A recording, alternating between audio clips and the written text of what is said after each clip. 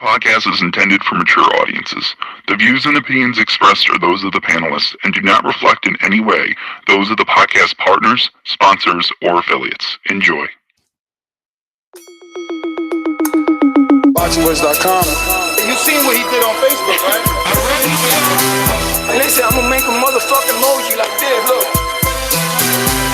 Beyonce Productions.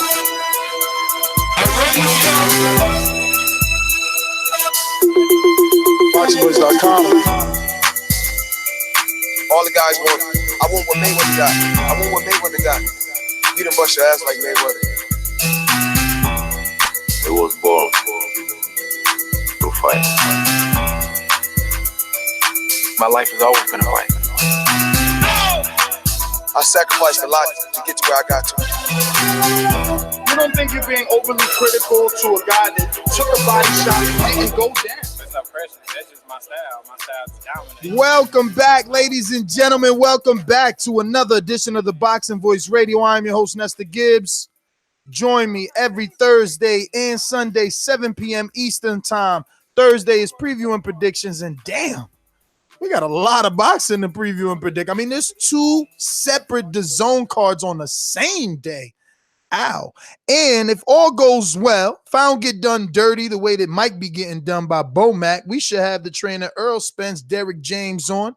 And I don't know if he's going to be happy with me, man. I sent him a message. I'm like, Coach, what up, Mike? He was like, not 60,000. I'm like, oh, okay. But we got so much to talk about. Mike over here giving me signals. I don't know what he mean. You know what he means. He's looking like somebody on a airport, directing traffic. But we got the ESPN Alexander Gvozdyk card versus the same dude that Gilberto Ramirez fought. I don't know his name. I can get Jeffrey to do it. Don't know if it's worth it. I mean, he's meant to win. And by win, I mean Alexander. But this is the name. Doudou Ngumbu. There you go. Then there's another one. Man, we're gonna need a lot of Jeffrey today. This is the main event. That was the main event. Now this is the co-main event. See if we know who this guy is. Egidijus Kavaliauskas. I don't know. I think this might be Mean Machine. He's gonna be taking on Ray Robinson. Ray Robinson, common opponent with numerous fighters. I think most recently Yodani Ulgas. Heavyweight, top rank heavyweight Sonny Conto back in action versus Omar Acosta. And more Jeffrey needed again. Oh my. Maybe Mike knows these names. Top rank really putting in an investment in the Eastern European scene. Kudratillo Abdukakhorov. There you go. He's taking on, I don't know. Listen, it's an IBF welterweight eliminator. Cassius Chaney's on this card. So a couple of Philadelphia and Baltimore prospects that we know. Chaney is a heavyweight we've had on the show. Sonny Conto, a heavyweight we've had on the show. And I believe that this Claveridis or whatever, however you say his name, might be the Mean Machine. I don't know. Mike will tell you. He's pro top ranked. DAZN, Sky Sports, Liam Smith is back in action. But he's taking on Sam Eggington, who's moving up. Also, Anthony Fowler in the Scotts Fitzgerald fight is happening. Fowler has a big fight on the horizon if he could get past Fitzgerald. David Price, this fight making him slightly emotional. I've never heard of Cash Ali, but some people DMing me about it and, telling me to at least watch it from the angle of betting for the knockout. I don't know. Ryan Garcia headlining, but the title fight is the co-main event on his card, showing his popularity. And then a lot of news and notes. Jenny Shushi hires a lawyer for the Kubrat Pulev kiss. Pulev versus Dinu, lowest viewership since Top Rank began with the deal with ESPN. Just a lot of news and notes, man. Let me get on out to my co-host, Mike in Indiana. I speak it, believe it, receive it. Speak it, believe it, receive it. Speak it, believe it, receive it. I can't say it enough. I speak it. Boxingwords.com. 2 attempts, handed bands over. Sicko hit, shot and miss. 2 to stand over. Turn up. Breadwinner, huh? Look who in the building. Let me check my Instagram. I might be at 1 million. And I'm in. Boxingwords.com. Yo, what's up, everybody out there in the TBB universe? Yes. We got a full show tonight, man. A lot of shit to cover. We got the we got Liam Smith over. Cut it. Yo, Mike's gonna hate me, and so are his little fans. But Derek James is on. So, Derek, what's going on, my friend? Sorry to keep you waiting. Derek, hello. What's going on here? All right. Take it away, Mike. Let me see if I get him back. Oh, now I'm back now. Okay, I see how you do me. We got a return of Ryan Garcia. Yes, we have Liam Smith versus Sam Eggington out in the UK. Also, we have Alexander Gvozdyk defends his 175-pound title, and Egidijus Klimas is also on that card, up and coming welterweight in the 147 division. Very, very packed show. Like Ned said, Jenny Sushi came out and got a lawyer, and now we got him back to Derek. Let me try that again. Derek, are you there? Yeah, what up? What's up? What's going on? Derek James, trainer of Errol Spence. Just want to thank you, obviously, for coming on. I guess we'll give you the floor, right? Like, how are you feeling coming off the biggest win of your fighter's career? And I guess for you, this is your biggest event as a trainer as well, right? Yeah, it is, man. You know, I'm happy we got the results we got. You know, but I think that with boxing, for me, is not so much about winning as it is about how you win. And he won exactly the way I would have wanted him to win. Interesting that you say the way you would have wanted him to win. He said in his immediate interview with PBC on Fox that I think it was Shawn Porter that might have asked him, or Abner Mares, did he regret not getting the knockout? And they were shocked to hear that he did regret not getting it. He said he wanted it, and he said he felt like at a point in the fight he could have pushed a little harder for it. What did you feel? Well, yeah, I mean, especially in the last round, or so the last couple of rounds, but hey, man, you be happy with what you get. I mean, you know, he was able to sustain a onslaught of punches for, you know, he kept a pace. He kept an amazing pace. He kept the game plan, my strategy. Everything worked out perfect, man. It was just like everything from what I saw and coming to the fight to he reacted exactly how I thought he would react. And I mean, it was perfect, man. It was great, man. Now, did you expect 47,000 people to show up? Hey, man, we're not going to talk about what you expected. You asked me, right? I thought, well, I knew the numbers would be like 35, right? And that's what, like, the day or so before, like 35, right? But what happened was that 12,000 more people walked up. So you can imagine that. 12,000 more people was walk up. I mean, I went to the store, went to the mall earlier that day, and people in Neiman was like, "Thank you very much." I said, "For what?" They're like, "All these people were here for the fight." It was like, I mean, it was crazy, man. It was like Vegas and Texas. Well, just to clear things up, I predicted 28 to 30. He did 47. I wasn't that, you know, it's not like I gave a disrespectful number, especially when you say you thought 30 was going to show up. I thought like 35, you know, hoping for 40, but I heard him say 35 coming into the, like, couple of days before the fight. So that's why I was like, okay, well, it's cool or whatever, you know, but because anything over, you know, like, what's that? The average is 16, 18, something like that, for any big pay-per-view fight. So, I mean, it was cool, man. I mean, I was happy with the 47. And listen, this is the thing about it. They did not count the suites. So they give those tickets to those people. So in between, like before the fight, I went up to the owners' boxes and the suites. It was over really 50-some thousand people at the arena. That's amazing, man. He obviously has done better than everyone expected. I mean, you know, the rumored pay-per-view numbers are 440 1,000 buys for that being his first pay-per-view. That sets kind of a precedent, like for a lot of other guys that later on became stars. That wasn't their starting point, right? Like they didn't start at 440. I mean, a guy like Floyd Mayweather didn't do 440 his first pay-per-view. How impressed are you with the amount of pay-per-views that are rumored out there? Well, I'm happy to hear that. You know, I mean, to be honest, what's funny about it is I know a lot of people who are not boxing fans who have fight parties. And so it's like we always take into account the number of people that would actually watch a fight who are boxing fans. But when you look at, I mean, they only count in America. I know a guy from Australia told me he watched the fight. I talked to a guy, Lee Birdie in England.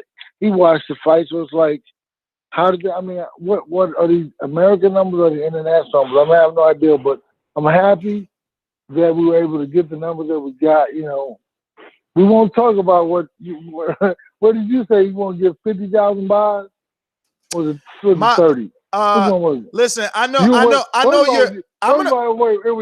It was you and Kenny Porter talking. Yeah. I'll get to it. Said nobody would want to see the fight. I'll get to it. I get to it but because listen, we're not going to talk about it because this is the thing about it. All that is in the past. That's why I never talk about what was said before the fight from the Garcia camp because none of that even matters. I mean, it's like it was a good fight, you know, and so it doesn't matter what they said before the fight and everything leading up.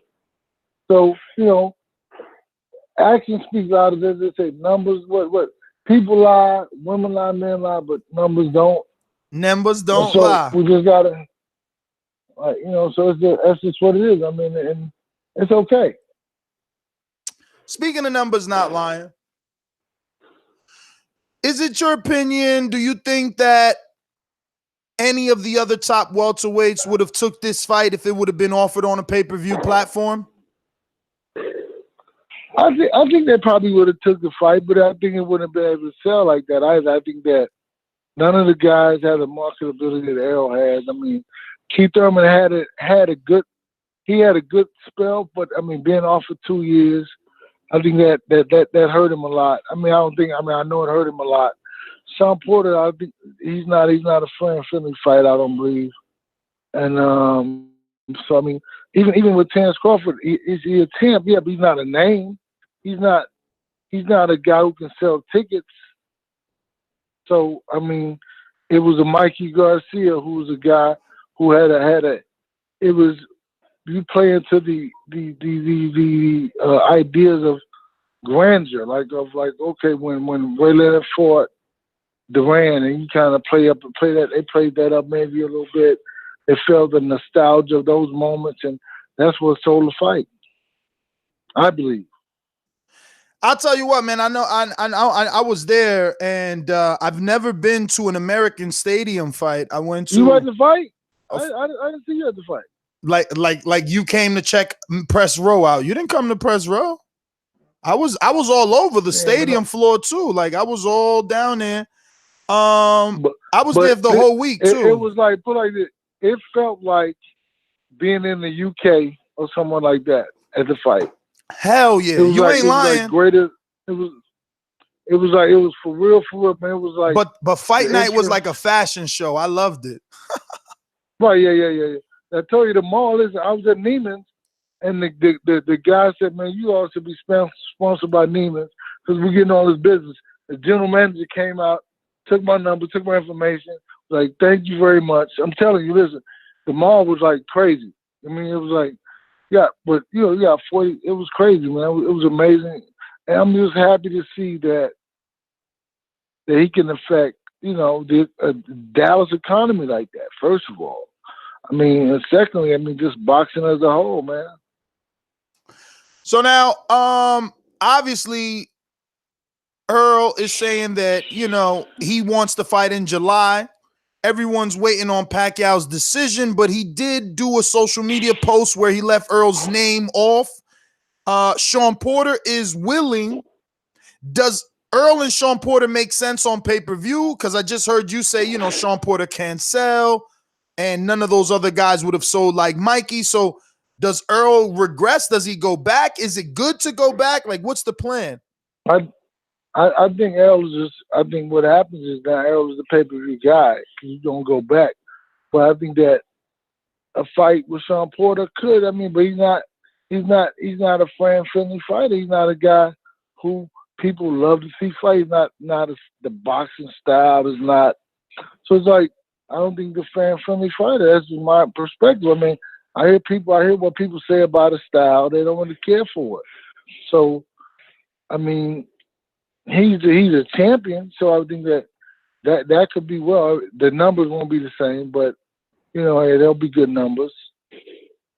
Do you stay in the same AT&T arena, or do you go back where Ocampos, where you guys, brought in like 15? Nah, you can't do that. You can't do that. No, you can't do that.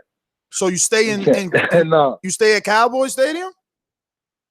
I mean, where else do you go? Or you go to Vegas? No. I'm just asking you. I'm just asking your opinion, since you said that you don't feel Shawn sells. So I don't know if you think Well, you listen. I don't look like this. I don't have to say that. Have they ever been able to sell more than what? So it's not like I'm saying Shawn doesn't sell.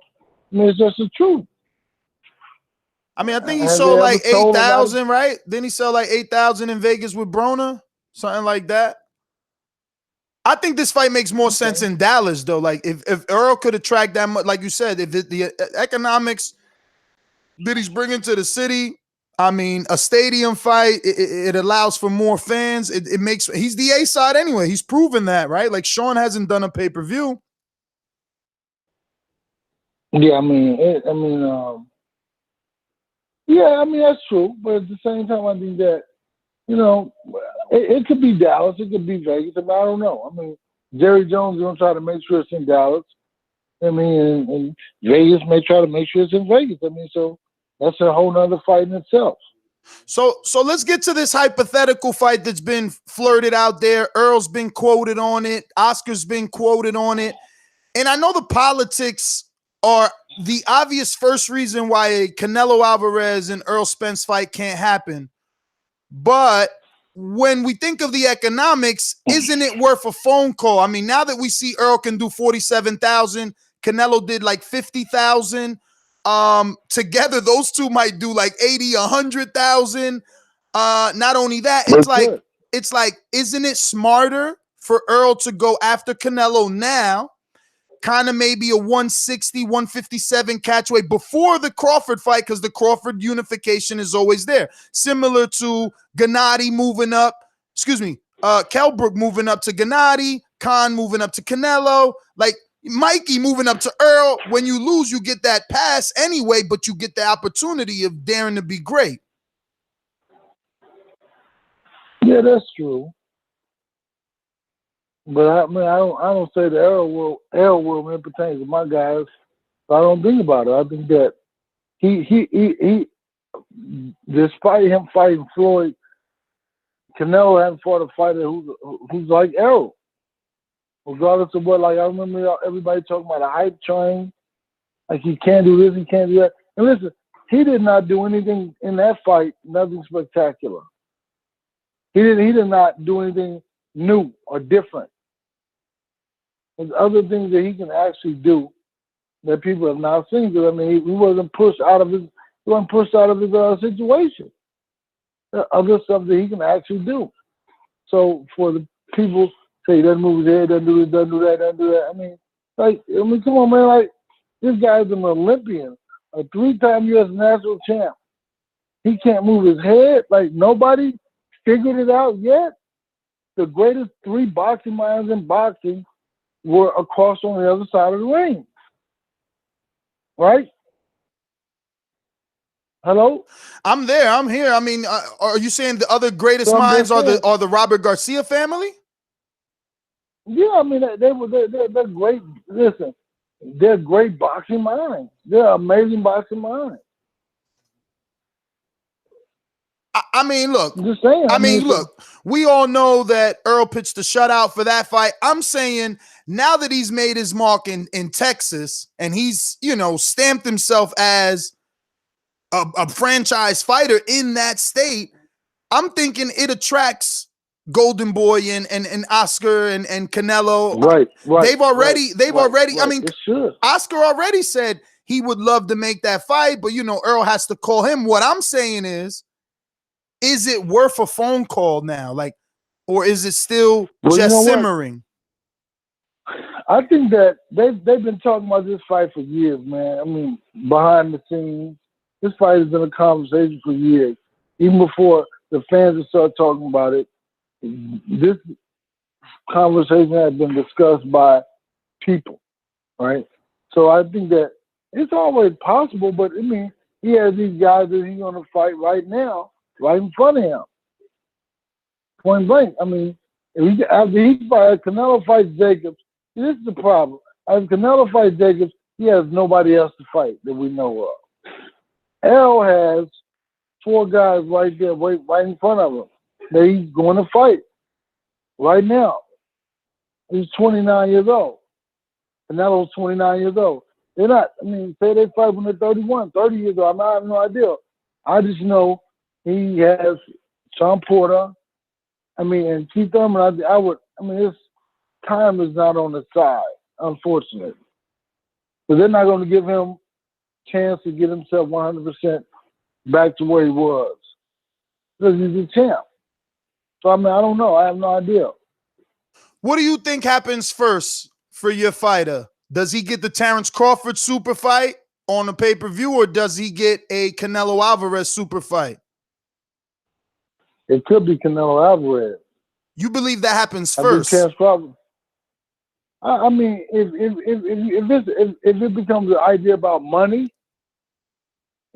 then Terrence Crawford is not a big draw. He's not a big draw.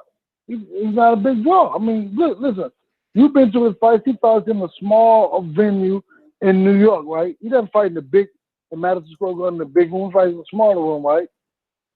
He's not a big draw. He may be a champion, but he's not a big draw. So if you talk about economics, you talk about money, when people come, but people got to figure out who he is first. People got to know who he is first. He did pay-per-view before, and he didn't do well. So now, years later, he's going to do it, and now he's going to sell with less visibility. Now he's on ESPN. You think ESPN is less? You think ESPN is less visibility? I mean, his numbers have been actually high on ESPN. No. But what I'm saying is, I'm not saying it's less. What I'm saying is that will he be a pay-per-view draw is what I'm saying. I have no idea. I'm not psychic. I have no idea. But I mean, I think that Canelo Álvarez is a bigger fight. He's a bigger name. There's 3 big names in boxing. 3 big from social media talking about fight. This guy fighting that guy. This guy fighting that guy. Anthony Joshua's number 1. He's the biggest draw in the world, biggest ticket seller in the world. Canelo Álvarez is number 2, and Errol is number 3. But Errol is the most talked about fighter because they have different scenarios every day about who he can fight. Him fighting Canelo Álvarez, him fighting Terrence Crawford, him fighting Shawn Porter, him fighting Manny Pacquiao. So he's talked about more, but those 2 are bigger names. You think Pacquiao gives Errol the shot? I mean, he stepped in the ring, but does that mean he'll give him the shot? Because he left him off of his social media posts that had a poll of who should he fight. Hey, I think that I know for a fact, and you know also, because I'm not on social media at all, really. But Pacquiao said that he was coming to the fight to challenge the winner. That should sound like a change, is what I'm saying. What did you say? I said it sounds like that changed. Yeah, I think he didn't know Errol could beat him like that. I think that, but I think you never know, man. I mean, I think that you never know. I mean, I'm not Pacquiao's guy. You know what I'm saying? I mean, he may be like, I'm going to retire quick. Let me get this guy. Hey, Derek. And I have no idea what. You think I'm wrong? Or like, I know you can't be in Earl's body, but like, you think Earl gets mad if I say like, Man, he should have got the knockout. He said he was stopping him in 4. This was a lightweight moving up. I don't know that he said he gonna stop him in 4. I mean, I didn't hear that. He didn't say that? I don't listen. Put it like this. To be honest, they should have stopped the fight. You let a guy take that much abuse. I mean, he had no chance of winning. It was like at no point in the fight that he's gonna come back. But to say a moral victory, that's what you think it is. I mean, whatever it is. But I mean, should he have knocked him out? No. I mean, he know what he should have done. In hindsight, looking back, you know, I always say everything when you look at it. I should have probably stopped him. So I mean, it wasn't put like this. He went out there to box the guy. He went out there and boxed him. He outboxed the guy who was the better boxer. And what's funny about it is the conversation is what kind of drew me to a particular strategy that I use. He's so smart. He's so intelligent. He's this. He's great timing. So I said, okay, what we're going to do is I'm going to keep a jab in his face. So regardless of how smart he is, how intelligent he is, I'm going to keep him busy and keep him thinking about the jab so he won't be able to deal with anything else. So people talk about his intellect, which that's what drew me to a particular part of the strategy. When I thought about it, I said, okay, I came back and told Errol, that's what we're going to do. We're going to keep the jab in his face, keep him occupied, keep him busy to where he's thinking about the jab. So he won't be able to think about setting you up, getting in the trap, or do this or do that. Just keep him busy with the jab. And that was just part of the whole deal. Did you have to do anything physically to prepare him for like the excess of punching? Because obviously, you know, by using that game plan, you guys threw more punches, which the punch stats indicate. So how do you prepare him for that stamina? No. We train like that all the time. So we spar on it. Well, funny, normally we spar sometimes on average like 18 rounds. And he throws just as many rounds in the 18th round punches that he does in the 1, 2, 3, 4. I mean, he's throwing punches nonstop. So we train like that. We train, and this is different. See, if you don't notice about boxing, the difference between Errol and everybody else. All these other guys are in good shape to fight at their pace. We train to fight the whole round. So no dead time in between. Fight the whole round. Those guys they train to fight, and they're in great shape, but at their own pace.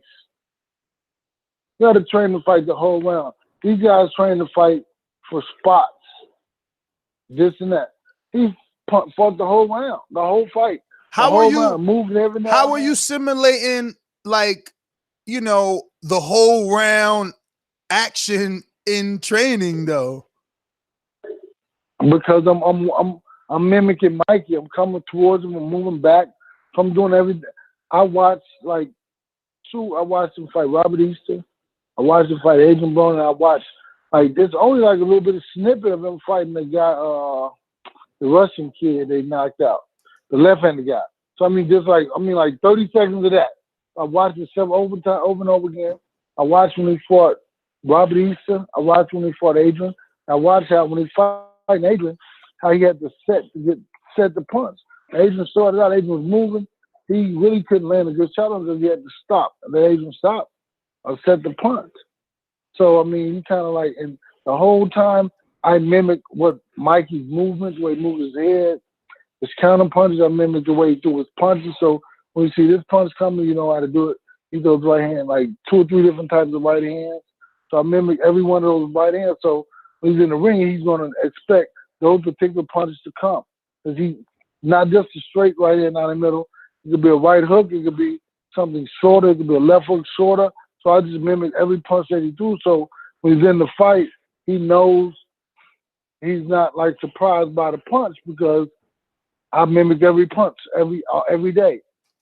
My last one, because I know you're busy and you gave me obviously a bunch of time. What did you think of Adrian Broner's post? And if you don't know, I'll paraphrase. Basically, he's like, man, y'all on some bullshit. I moved up 2 weight divisions, fought Marcos Maidana, gave him hell, and I'm shitted on for losing on that fight. Like, y'all shit on me every day of my life for losing that fight. Instead of saying I lost, you know, a tough fight, I fought my heart out, which he did. people clown him for that fight. There's memes of him being knocked down. Meanwhile, Mikey didn't throw no fucking punches, right? Like Mikey didn't land any punches, and he's being praised. But I mean, man, listen, man. People love to hate Adrian Broner. Unfortunately, he can't. He can do the greatest deed in the world, and they still may look at it as something is adverse and something is not good. But I mean, he did exactly the same thing, which is true. And Mikey didn't throw punches because he couldn't throw punches. He could not. He could listen when you say, you know, I told him we're gonna take his jab away. But Mikey throws a real good jab. He goes jab, jab, jab, jab, jab. Take his jab away, he has no punches. Take his jab away, he won't throw punches. And you say that because you said he needs to set up in order to throw punches. So without the jab, he can't set. Yeah, he throws. He can't set up, and he can't. And he has to stop. It's like he has to set up to throw the shots, man. He got to. It's like, and he goes 1, 2, 3, boom, boom, 1, 2, 3, 1, 2, 3 to the head, 1, 2, 3 to the body. So it's like not like it's not like everything is like almost like rehearsed. So you kind of know he's gonna throw this shot. So every time I would throw this shot, 1, 2, 3 to the top. I would throw different shots that I've seen him throw. Yo, since you didn't leave, I know I said that was my last one, but since you ain't leave, like, you think your energy? I'm not going nowhere right now. Oh, good, good. You think your energy and Earl's energy is gonna change for that Crawford fight? Like, if Crawford does the same thing, maybe 400, 450 pay-per-view. With Khan, like if they do that number, is the time now to kind of talk about that Crawford fight? Does Earl still need to clean up the PBC side first? I think that his fight doesn't change what we do. His fight can't change Al Haymond's business plan of one guy or whatever he does. I mean, I think that you got guys, and it'll be a bigger fight because you have one guy who has 3 belts, one guy who has 1 belt.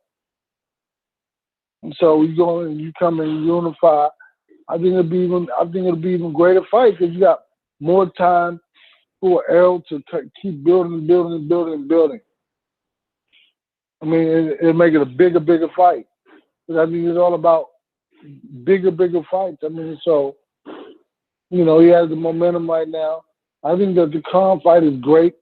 I think the fight should have been in the UK, to be honest. I mean, it would have been huge, like ridiculous. Why wasn't in the UK? I have no idea. I'm not a promoter. I think that the boxing fans in the UK, the boxing fans in New York, the boxing fans in Dallas are amazing. So you look at it, those are the 3 spots where boxing fans are really just like crazy. And really, the Dallas fans, New York I always thought was amazing.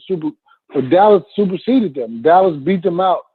And Dallas really, I think, beat out the UK, other than the fact UK get a little violent. I mean, Dallas fans are not going to get so violent. But, you know, hey, we'll see.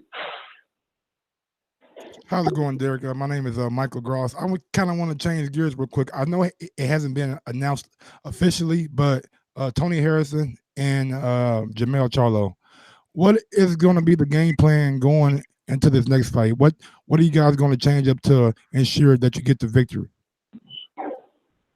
Yeah, I don't think we lost the first fight. But I don't think that. I can't tell you that, man. I'll tell you that, man. What were we doing?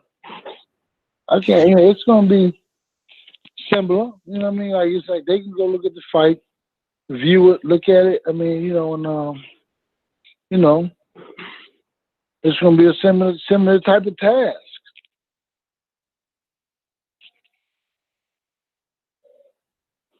Hello? Oh man, he came with 1 bullet in his gun. I mean, I don't want to ask everything you guys been asking. I don't know what you guys asked, so I'm not about to go back over and repeat it.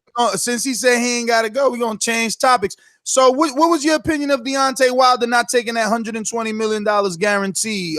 It was $20 million guarantee for Dominic. I don't know. I don't be on the internet. Like I'm going to tell you what's going on. I'm going to tell you what's going on. They offered him $20 million for Dominic Breazeale on DAZN, the streaming app. And then attached to that contract was a $40 million offer to fight Joshua in the first fight. And then attached to that was a guarantee that if he won or he lost, he would still get a second fight with Joshua at $40 million, or a tune-up after the Joshua fight at 20, then the Joshua fight rematch at 40. I don't know, man. I'm lying that, man. He whatever reason why he didn't take the deal, it's on him. You know what I mean? He obviously somebody offered him a better deal. I'm gonna give you a live ball. Make it easy, right? Anthony Joshua and Deontay Wilder. How many pay-per-view buys you think it does in America? Shit, what in America? I think about at least one point something, maybe even two. Maybe even 2 million. So if you think that they do 2 million, but you say in America though? Yeah, just America. Just America. I mean, Anthony Joshua. I mean, people don't really know who he is. I mean, he in America. We talking about. You know what I mean? In America, I mean, people. I mean, they kind of know, but they kind of don't. He's going to have to do a lot more media, a lot more public relations in America. I mean, in the UK, they know who he is.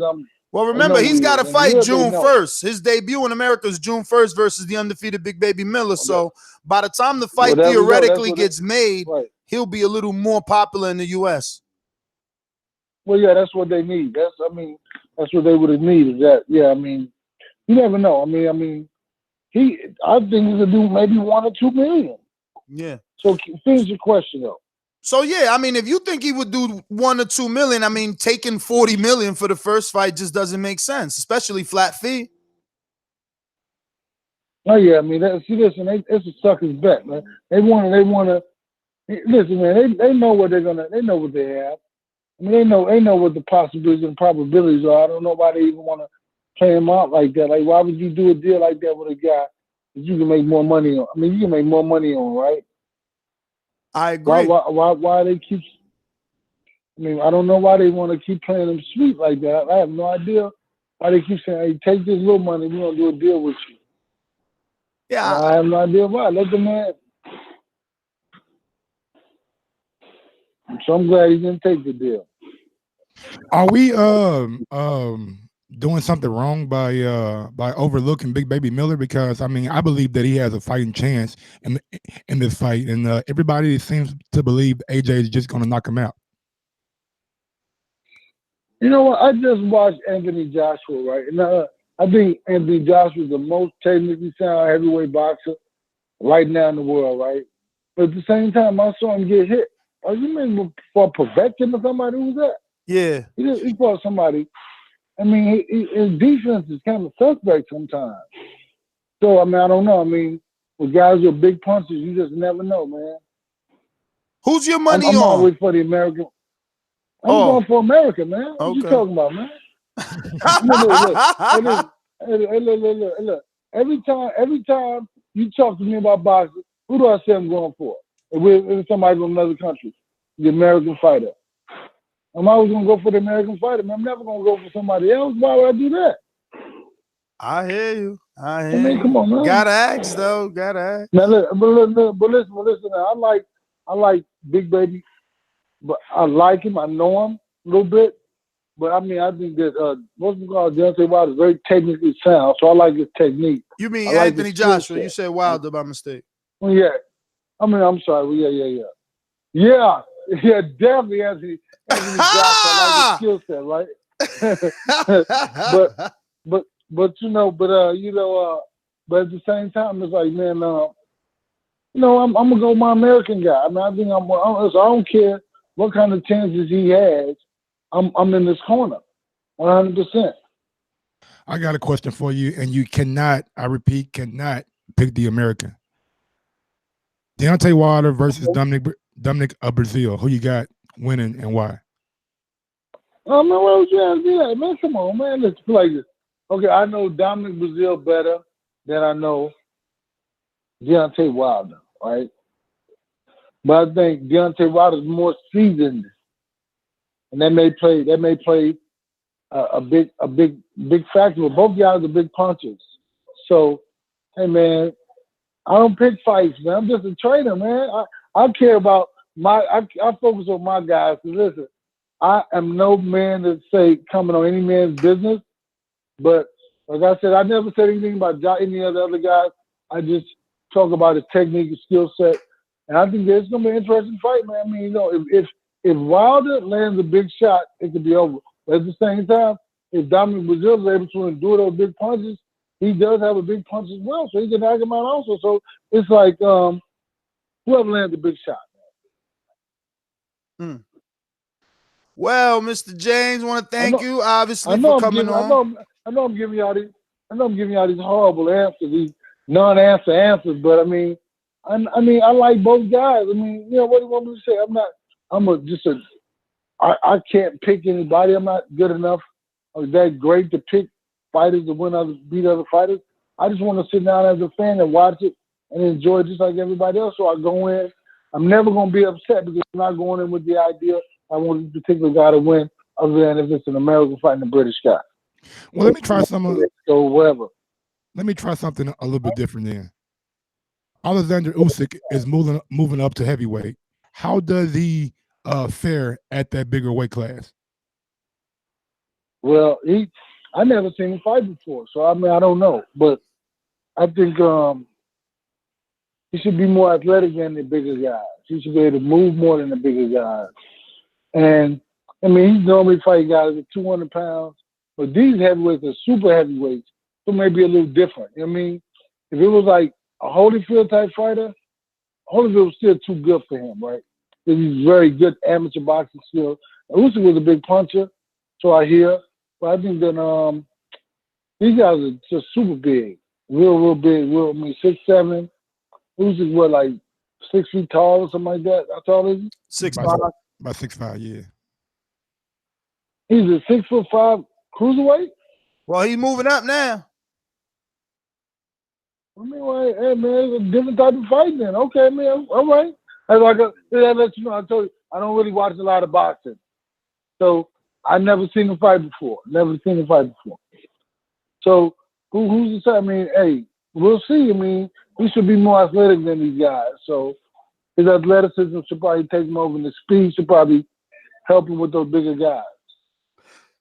Dan, so you impressed with a 6'5" cruiserweight, huh? I should lose some weight then.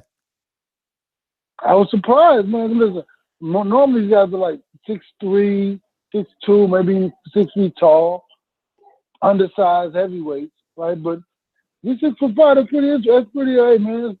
I don't think he's that tall though. Is he really? I've seen a picture of him before though. Yeah, he about 6'4", 6'5". All right, that's good, man. That's good. It's pretty, you know, even though the other guys are 6'7", 6'8", but he still should be faster than him. He still should be more athletic than those guys. So I think it'll help him out a little bit. Yes, sir. Well, all right, Derek, I want to thank you for your time. Thank you for joining the show. I know you don't be on IG that much, but when you do post, you know what I'm saying, you're always fresh. So go ahead and let the people know where they can follow you at. You can follow me at Derek D. James 1 on Instagram. Because you got, really, yeah, man, I'm like, come on. I'm kind of old, man. I'm 47, you know what I mean? And I work a job. I still work my job, too. Not after this pay-per-view. Nah, not after this one, man. You ain't working no more. Yes, I do. I see you got the private gym now, too. I think you're going to buy the company. I heard. Like this. We fought on Monday. The fight was on Sunday. Monday, I was back at work. And they told me Monday you asked how much the business cost. How much the what? Bentley. Only way you see me driving the Bentley, they gave me a car for free, brother. I ain't say the Bentley. I said the business. You went back to work and asked how much your business costs, so you can go and buy it. Oh, I'm gonna buy the business. You funny, man.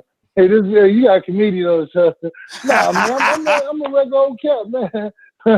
Hey, man, I went back to work. I've been working I work Monday through Friday from 6 to 12 every day. And I come to my gym. Errol started back working out on Monday. He's back working out in the gym. Yo, you think Errol spar me? Rolling, man. Will he spar you? Yeah. Oh man, listen, man, we're not gonna be live. My insurance don't cover stuff like that, man. Make him sign a waiver, Derek. Make him sign a waiver, Derek. Hey, Derek, you know I sparred Shawn Porter. Listen, you know I sparred Shawn Porter. I could give him some tips. I landed a straight right on Shawn Porter that I'm gonna take. It's gonna be on my tombstone. Here lies Nestor Gibbs. He landed straight right on Shawn Porter. But look, Errol sparred him a whole lot. It's not negative. You know, he hasn't been new, and you know, he's not new that he's doing that. I think, you know, so.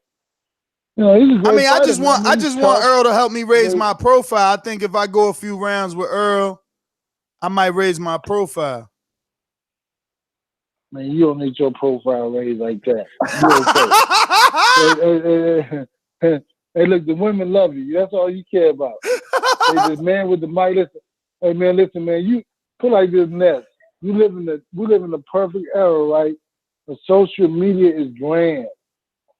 Your reach is further than most people in the world, man. Your reach is further than millionaires because you can reach out to people all over the world who contact you, listen to you. But listen, man, you're a rock star, bro. Don't need your profile raised. You may want it to be. Nah, man. I still can't even get in Earl's gym. I remember 2 years ago I was in there. Now I'm banned. Hey, man. I need my profile raised. I got family members never been in my gym. Put like others never been in my gym. Oh, come on. Hey, we on the line with a comedian, Mike. You hear him?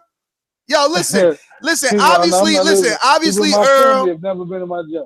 Obviously, Earl upset about something I said, so I'm gonna let him go ahead and get some rounds off. I don't know about that. I don't know about that. Man.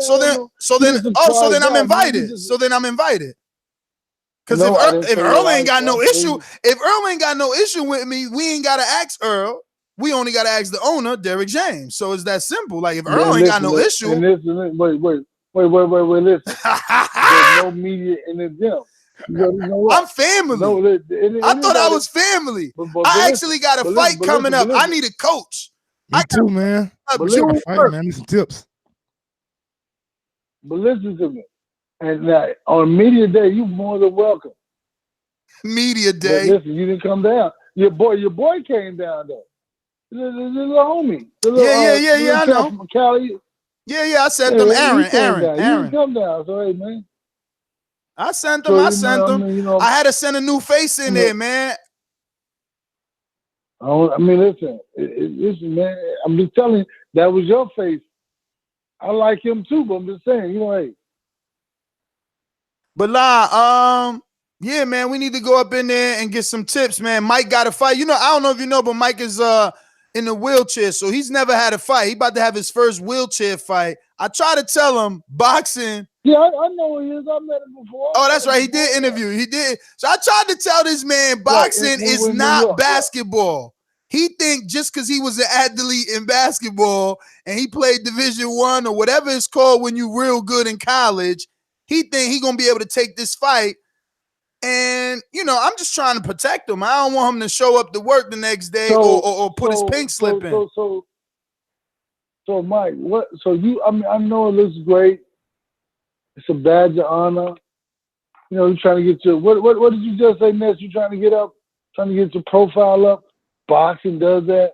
Somebody came on the show and called me out, man. What I'm supposed to do? Say no? No, they ain't call you out. Let's be clear. Let's be clear now, Derek. That ain't what happened. Mike has been on this show and he's consistently said anybody in the wheelchair, I want to have a first fight. So anybody so finally someone stepped up. He called me out. He spoke it into existence. They spoke up and called me out. So I'm like, nah, bro. You know what? I was just playing. Not where I come from, man. I'm from the South too, you know what I'm saying? Derek, just saying, you know what I'm saying? 4 hours from Dallas, you know what I'm saying? Little Rock, Arkansas. So we ain't about no plan either. You feel me? But you can't. Yeah. You can't really get hype off of that. You just gotta let it be, bro. Let it be. Serious won't be getting in the ring. Nah, Derek. I'm trying to tell him these guys don't listen. Let me tell you something, Derek. We do this thing over here called Border Wars where people like myself, people like Mike, listeners of the show, we meet up and we have actual sparring matches. they're glorified sparring matches, but that in itself is almost like going through hell. You know what I'm saying? I'm right. It's not easy, man. No, it's not. You're It's not. Me getting in the ring. I treat it like a real fight. That's right. And everybody does get in the ring. I'm sitting here, and I don't get in the ring. I may hit the bag. I run. I lift weights. I do everything, but I'm not sparring. You know, I look at it like this.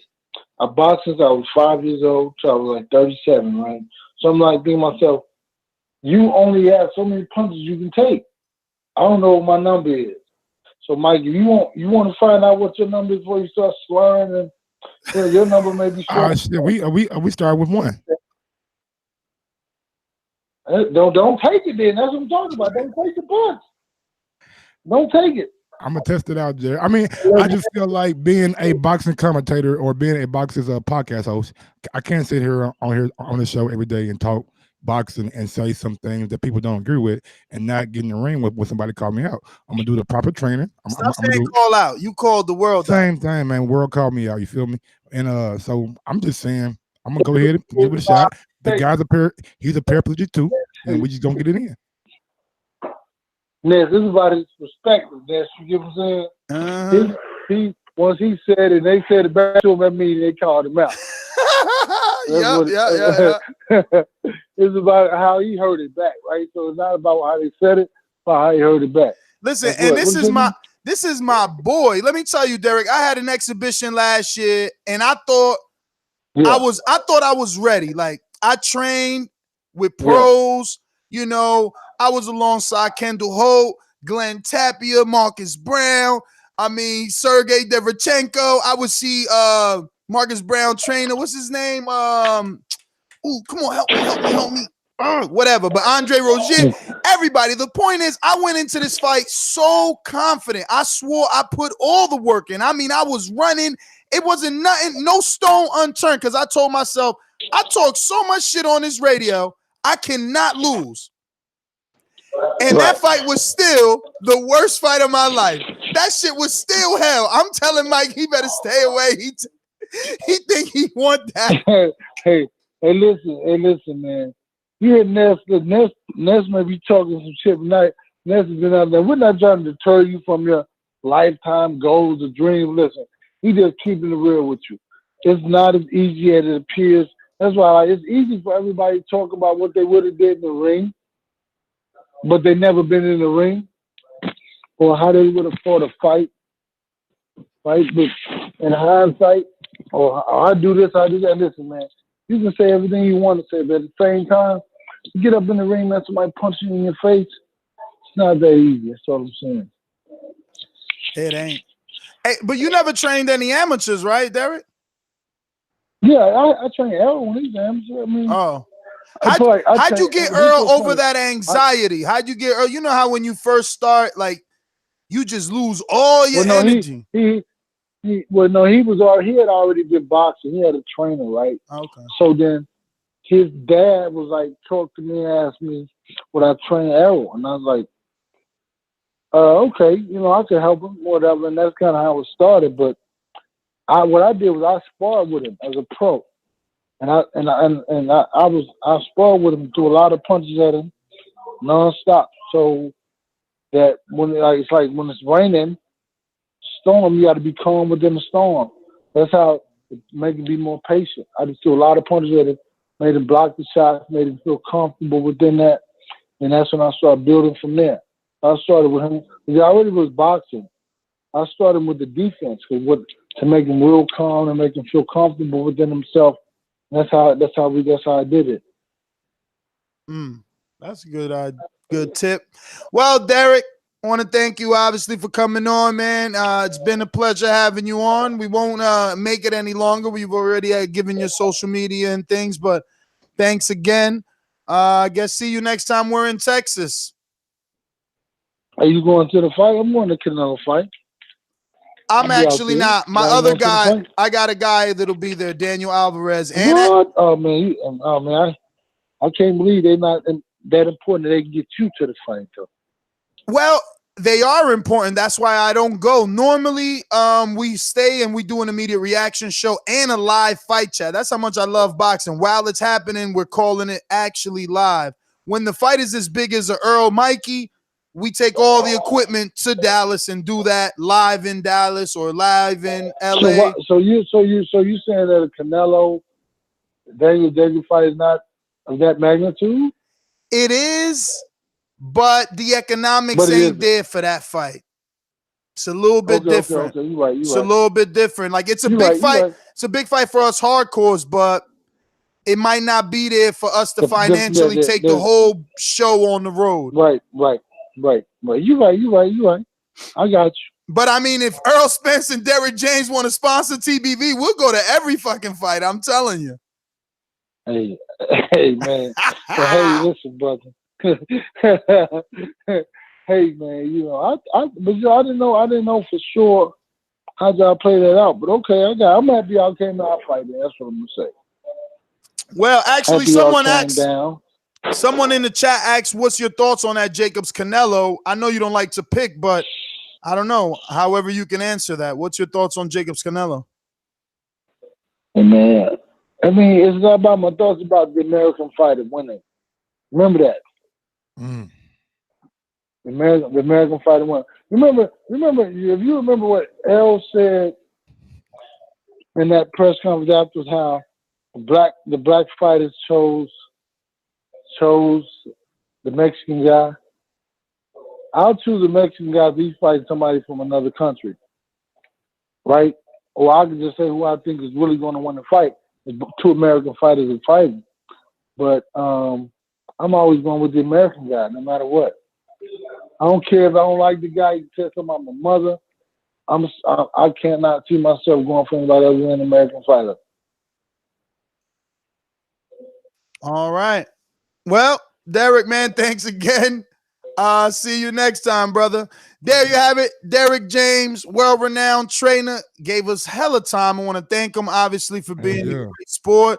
Answered all our questions. Hopefully, you guys enjoyed it. Don't forget to share the show. It helps with the visibility. Plus, you're going to let hundreds more know that Derek was on the show, coming off a huge win with him and his fighter versus Mikey Garcia. We got a super chat from Ohio Runs Boxing. Ohio want that smoke with Ohio want that smoke with Texas. I bet. We got one from JD. Asks about Jacobs versus Canelo. And we got one from FOG Boxing Talk Plus. I responded to the call. Yeah, because you keep saying he called you out. No, you called out the world. He said, okay. All right. Well, he fucked up now. Oh, he fucked up. You better get that cardio in, champ. I'm ready.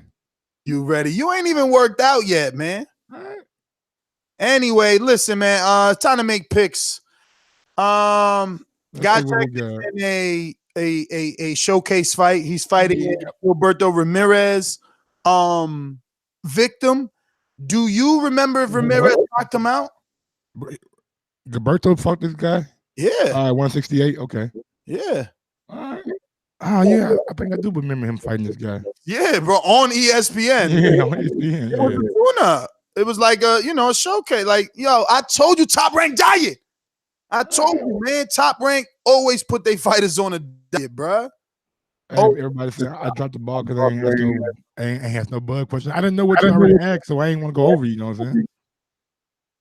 I hear you. We got one. Look, this dude actually fought from Fora as well.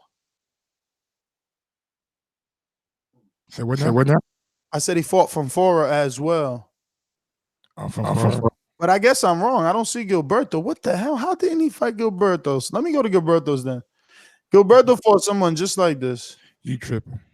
I am, I guess. But I'm picking Godcheck. Yeah, me too. Godcheck for the win. We got Egidijus Kavaliauskas. Is that the Mean Machine? Yeah, that's the Mean Machine. He's fighting Ray Robinson, a guy that fought Ugas. And Ugas defeated him in 7th round with a TKO. So nice little barometer to see where he's going to be at. Sonny Conto, your guy. He's in a 4-rounder. Yo, so the dude I confused him for was Romero Alexis Angulo that Gilberto fought on ESPN. Yeah. Okay. So what? Sonny Conto? Yeah, I'm picking him. Yeah. I mean, He's on the Like card the in second 4 or rounds. third fight, he's not losing. He's meant to win. Now we got the only reason I put this fight on the list is because it's a IBF welterweight eliminator. I can't even say his fucking name. I don't know who that is. Kudratillo?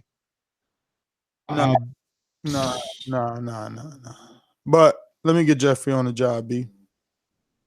Kudratillo Abdukakhorov. Kudratillo Abdukakhorov. Okay, he's fighting Keita Obara in a 12-round IBF welterweight eliminator, moving up the ranks to be fighting at Errol Spence. There's actually so much boxing that there's no boxing. Yes. Like, there's no true main event this week. Like, man, what? Never mind. And the saddest part is that sprinkled throughout all these fucking, it's like over 3 to 4 dozen fights. Yes. And sprinkled out through all of them, there's a few names that we know. Like, that's why I put them in. Mean Machine, Cassius Chaney, Sonny Conto, David Price, Fowler. Gotcha. Sprinkled, but there's nothing worth staying home for. No, not really. The fight of the weekend looking like it's going to be Fowler and Scott Fitzgerald. That's just off the eye test. I've never watched Fitzgerald's. Fowler I have, but Fitzgerald. Both of them British what do you call it, on the B squad, the BT team, or whatever the fuck they call that shit, on the GB team. I don't know what the fuck that is. And Cassius Chaney is fighting Christian Mariscal. Aaron McKenna's fighting, who we interviewed the other day as well. He's on the DAZN card. We're gonna get there, big dog. We're gonna get there. On the DAZN, but the UK DAZN, not the Golden Boy DAZN. No, he's on the Golden Boy DAZN. Why would he be on the UK DAZN? He fights out of California. It says that he's on the Sky Sports DAZN. Oh, I'm looking at the wrong thing. You're right. Oh man, here we go. Yeah, we can go ahead and move on to the Sky Sports card. That's when you allow me to conduct an interview all by myself. My bad, man. I ain't gonna lie to you, my nigga. That Panda Express came through me. I ain't gonna lie to you. I said, ooh. I said, nigga, oh, Was that your sound effect for your guts bubbling? Yeah. You know what I'm saying? So I was like, shit, that's gonna do that. Boy, let me tell you how happy I was when you said you had Derrick James on the line. I said, that's my nigga right there, boy. I need about 15 minutes. I know he got Derrick James by himself because they got a lot to talk about. You know what I'm saying? He mad because he can't get in camp. But yeah, Jay Hardcore, but you was right. I ain't gonna lie to you, boy. Had them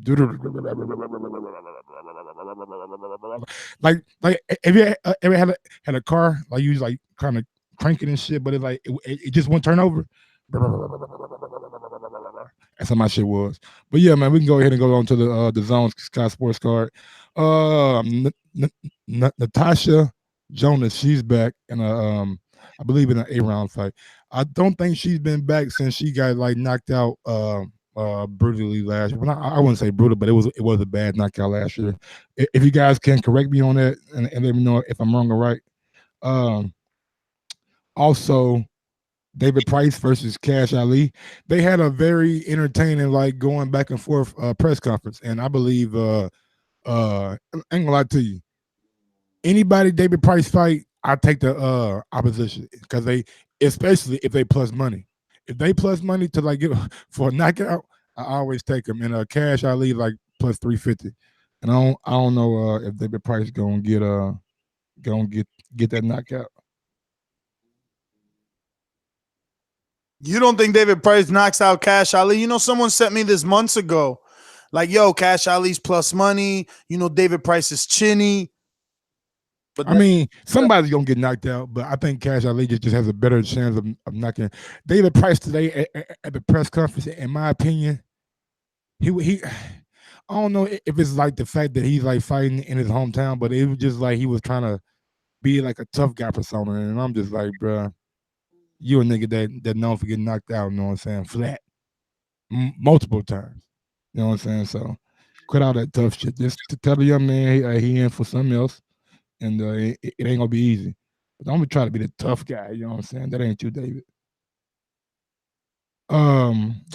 Joe Hughes versus Robbie Davies Jr. in a 12-round fight for Hughes European Jr.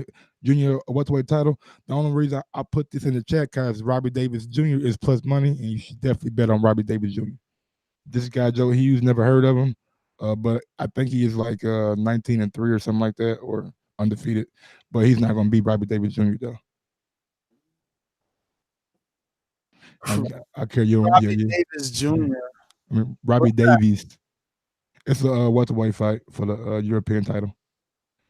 It's good money on it though. And Anthony Fowler versus Scott Fitzgerald. Now, I know everybody thinks Fowler's, you know what I'm saying, that guy and punches hard, but this guy, you know what I'm saying, fought him in the I think Mike loves underdogs. No. He fought him in the Commonwealth Games, and it was like a close fight, you know. But Fowler got the nod, but he didn't knock him out. And I know it was only like 3 or 4 rounds back in the amateurs, but these guys have sparred and everything, so the guy doesn't. I don't think the guy is overly fearful of the power, and we haven't seen how Anthony Fowler reacts to a undefeated guy fighting back at him. Both guys coming in undefeated, so. Gonna be a good little scrap. If I had to pick, I will pick Fowler, but I don't know if I would pick him by knockout. I could be wrong. He could get this guy to fuck out of here. But yeah, I know you got Fowler. You don't really care. Liam Smith versus Sam Eggington. I got Liam Smith by stoppage. You know what I'm saying? I think he's gonna get that guy Sam out of there pretty easy. Yeah, Eggington's been stopped by smaller people. He's moving up as well. He's never panned out. Yeah, never panned out. Barry, it's good when you're in the blessings of Barry Hearn, because Eddie Hearn always said that Sam Eggington was like one of his dad's favorites, and that's why kind of get some nice opportunities. You know what I'm saying? He fought Paulie. He fought had a good win at the Paulie, but then I think his career just took a turn for the worse. Started losing, hasn't been right since. Moving on to the DAZN Ryan Garcia card, we got Aaron McKenna starting off. He's fighting a guy named Loreto Olivas. Let's hope that all this gets shown on DAZN. You know what I mean? Because they're doing 2 cards now, so they might shorten them out. This is not even the whole card, my nigga. I abbreviated a lot of shit. No, I'm just saying they're doing 2 cards on the same day. They might not give us this. I mean, we've already been getting shorted some of the fights anyway, so we might not get to see all the fights that they have on the schedule. Yeah, but we got Antonio. We got Aaron McKenna. He's fighting Loreto Olivas. I think it's a 4-round or 6-rounder. And Neeco Macias. He's back to Rooster. You know what I'm saying? If you guys remember the Rooster. Yeah, that fight with Karas. Yeah, threw over 1,000 punches, like each of them. He's fighting a guy named Jeremy. Goes back too, huh? So what now? Orozco's back as well. Yeah, and Orozco, he is back. Yo, it's sad though, man. Like all the B-sides are unknown. Yeah, everybody's pretty much unknown except for fucking Sam. It's really sad when the main event isn't the true main. Well, rather the title fight isn't the true main event. Crazy, man. Garcia, they've been doing a lot of press on him lately, bro. A lot. Really cranked it up. He's done his own little series and released to YouTube. DAZN has put out a lot of, videos and social media clips and things like that. He also trains trainers, they're making a big deal about him changing trainers. I want to see if he's going to get any better, man. I want to see if he's going to get any better. I wonder if Chepo, is it Chepo or Eddie? Who is it? Eddie, the main one, right? Eddie Reynoso. Yeah, I wonder if Eddie has Ryan and Oscar Valdez sparring, right? Yeah, man. You would think he probably have either have him sparring or probably throw him in there with Canelo. Fuck it. You're gonna have to get tough anyway. You fight at 130, so I'm sure you walk around 150, 155. Get a nigga with Canelo when he's cutting weight and getting ready for camp. That'd be the best thing for him. So yeah, I just want to see. I'm not pressuring him. I just want to see what's the progression been like now. what's this going to be? His first or second fight now? Second, right? Because he had second one on the zone. No. But I mean with Eddie.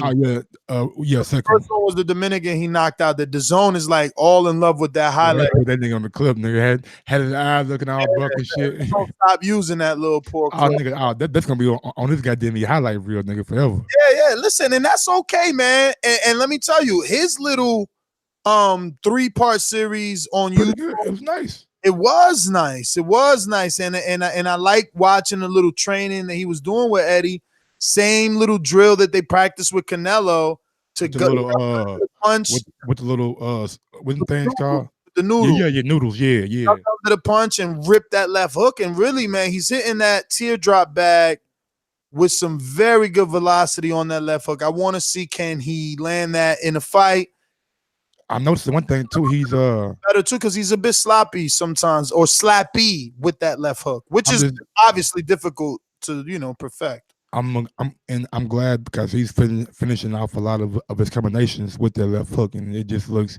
I like how it comes in, kind of sneaky and comes in quick, and it just needs to like tighten it up a little bit. But with doing being with Eddie, I think they'll definitely get it right because Canelo got a nice one too. Oh no, Canelo has a beautiful left hook. That's his bread and butter, is the left hook to the body.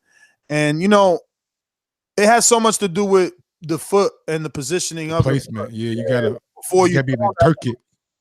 Your left leaf has to be in a certain place. Listen, it is very difficult to be a boxer. It's very difficult to throw good body punches in boxing and place them and place it like right below the elbow or right under the elbow, because if your knuckle hit the elbow just right, nigga, it fucked up. You know what I'm saying? You're gonna feel it. So sure. gotta like body punches, man. Go to the main where did the main event. Ryan Garcia, he is fighting. Who he's fighting? Who's Ryan fighting? I ain't got to pick these fights. He's fighting a guy named Jose Lopez. Never heard of him. I know Josecito Lopez. And Angel Acosta is fighting Ganigan Lopez.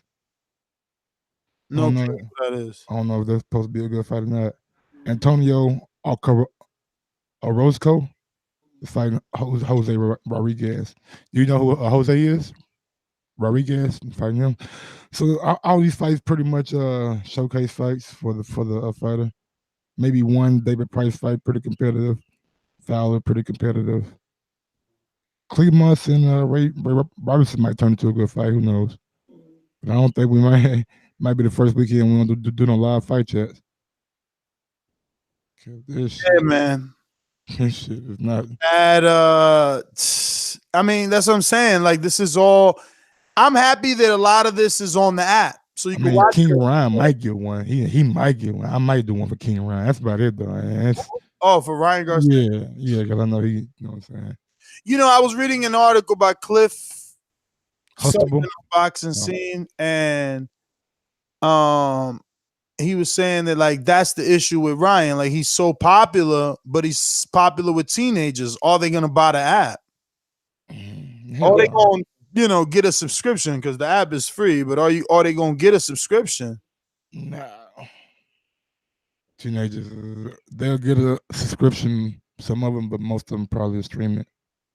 I mean, we're not streaming it like legally though, not illegal. What So then, how do they capitalize off Ryan if it's like he's got 2 million? That's why they're coming in with the $20 thing. Like, if you want to watch these fight, and they're banking on people wanting to come in watching Ryan, so $20 that one time. You know what I'm saying? $20 for that Jacob Canelo.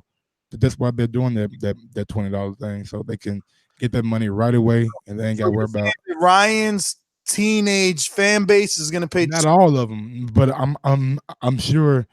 Let's say out of those 2 million, 50,000, 75,000 purchase the app that day to see Ryan. That's pretty good for them for the zone. I don't know how much of that 2 million is gonna buy it, but I'll tell you this: that 2 million to me, I don't know like what what it is, right? Because it's like, is Twitter so unpopular that the numbers can be that drastically different? Like, he's got 2 million on Instagram, but only 150,000 on Twitter, and like 27,000 YouTube followers. I mean, damn, with 2 million. You got to think, man. We live in a day and age where, like, I'm just gonna say, most people don't really care for reading. You know what I'm saying? They ain't picking up no books, and even a tweet may be a little bit too much for them to read. So a lot of the youth and the people our age or my age is not necessarily going to be on Twitter. We're going to be on Instagram looking at all these fly ladies, looking at video clips, looking at comedians, looking at celebrities, looking at Ryan Garcia. You know what I'm saying?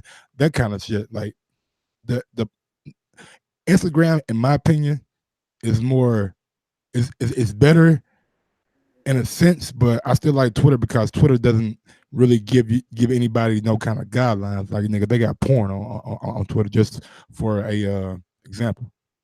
So what do you think is the more popular platform, YouTube or Instagram?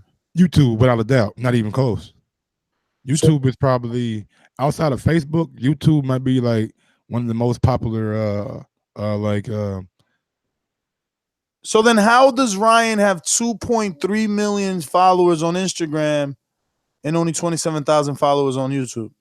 He just started the YouTube account, like, I believe, right when that first video came out. That's totally farce. It's not. It's been out. It's been out for over a year from what I've seen. He's got videos there that say a year ago. How active had he been on there? He wasn't active until his last 3. I mean, he was active when he was, then he stopped for... Yeah, exactly. Sometimes they stop, but now they're realizing that shit, you can act like I seen that clip, got 77,000 hits, you know what I'm saying? So, I mean, apparently they see that they can start monetizing him on YouTube. So expect to see like Josh was doing. Expect to see more and more of these boxers, Dillian White doing it, Joshua doing it, King Ryan now doing it on YouTube and starting their own YouTube channels. I don't know why in the world it took them so long. I must have DM'd fuck I DM'd last year and told him they should start their own YouTube page. Jamel Charlo, because he got mad at some reporter that asked him a stupid question. I said, man, you know what you could do, right? And just like control the fucking narrative. Come out with your own channel, and people are going to flock to it because you are who you are, and you can paint the picture how you want to paint it. But he, of course, never responded. But we can get on to some news and notes before we get to those callers. You told me Charlo ain't respond to you? Oh, you know, I mean, I wasn't on the show then, you know what I'm saying? It was a long time ago. Jenny Sushi, Ha's lawyer for Kudratillo Kiss. She came out and did a video saying that he grabbed her backside. He forcibly kissed her. She only met him the day before at the weigh-in. They did an interview then. And she seen him the following day at the fight. Asked for an interview. He granted that, and now she's seeking, I guess, legal advice on what route she's going to take. So we will be tuned in and see what happened and where that goes from there. She said my man grabbed her by the face, kissed her. Then when she was embarrassed from the kiss and didn't know how to feel, she walked away, was putting her camera bag, her stuff in her camera bag, and he came and grabbed 2 hands full of ass. Like Mike just gonna fucking report the news all whack. He grabbed 2 hands full of ass. Right? So then on top of that, that's fucked up though. I don't want to laugh, man. I'm not laughing because he grabbed it. I'm laughing at when they said it. You know what I'm saying? Like, yeah, the nigga grabbed 2 hands, like he just both hands. She said both hands. She said both hands. She said he grabbed with both hands her backside. He grabbed 2 handful of ass. Then on top of that, she said he walked smooth away after grabbing that ass. Now he just smiled. Then she says she was invited to an after party, which she knew she was going to secure some more boxing interviews at an after party. So at that after party, where she was supposed to secure these other interviews at that party, she wasn't doing an interview, but then, Pulev came up to her again And I don't really remember that part. What'd she say after that part? I don't know, man. It was like 2 minutes. Yeah, 2 minutes. But yeah, it's gonna be some. That's our attention span is so small. It's like, it's a long video. It's fucking 2 minutes. 2 minutes is a long time. There, I had to schedule a show. This, I think it's gonna be like some legal, maybe. It's gonna be a settlement. But what I want to know is Top Rank going to drop Pulev? If they're gonna be, is the IBF gonna suspend him until this is settled? Is he gonna lose his ranking? What's gonna happen to Pulev for this? Because this is bad. Like, Pulev is now with ESPN. ESPN. That's what I was gonna say. Bam. Too big a plan to have someone acting like a sexist. I don't know. It's kind of a scandal. And let's just keep it already 100. ESPN is owned by Disney. Disney is a family-oriented company, and if they even come out and say anything remotely to Top Rank, best believe Top Rank is going to be what get the ball rolling in boxing. And you guys out there really need to check yourselves. Just because she's a naked sushi chef when she's not reporting, which she reports other than just boxing. Yes. That doesn't make it any better. Like, and just because you live in like a little trailer park somewhere out in nowhere doesn't mean like other cultures and stuff don't do those kind of things and do it out of tradition. It's not all about having sex or being sexy or anything like that. It's sometimes those things are within those people's cultures, and it seems like from the pictures that I've seen, everything seemed that it was what's the right word, Asian or something like that. So everybody in there knew something about eating sushi off of naked ladies. So I seen it and I kind of thought the same thing at first, but then I was like, bam. What did you think? What the fuck did I just miss?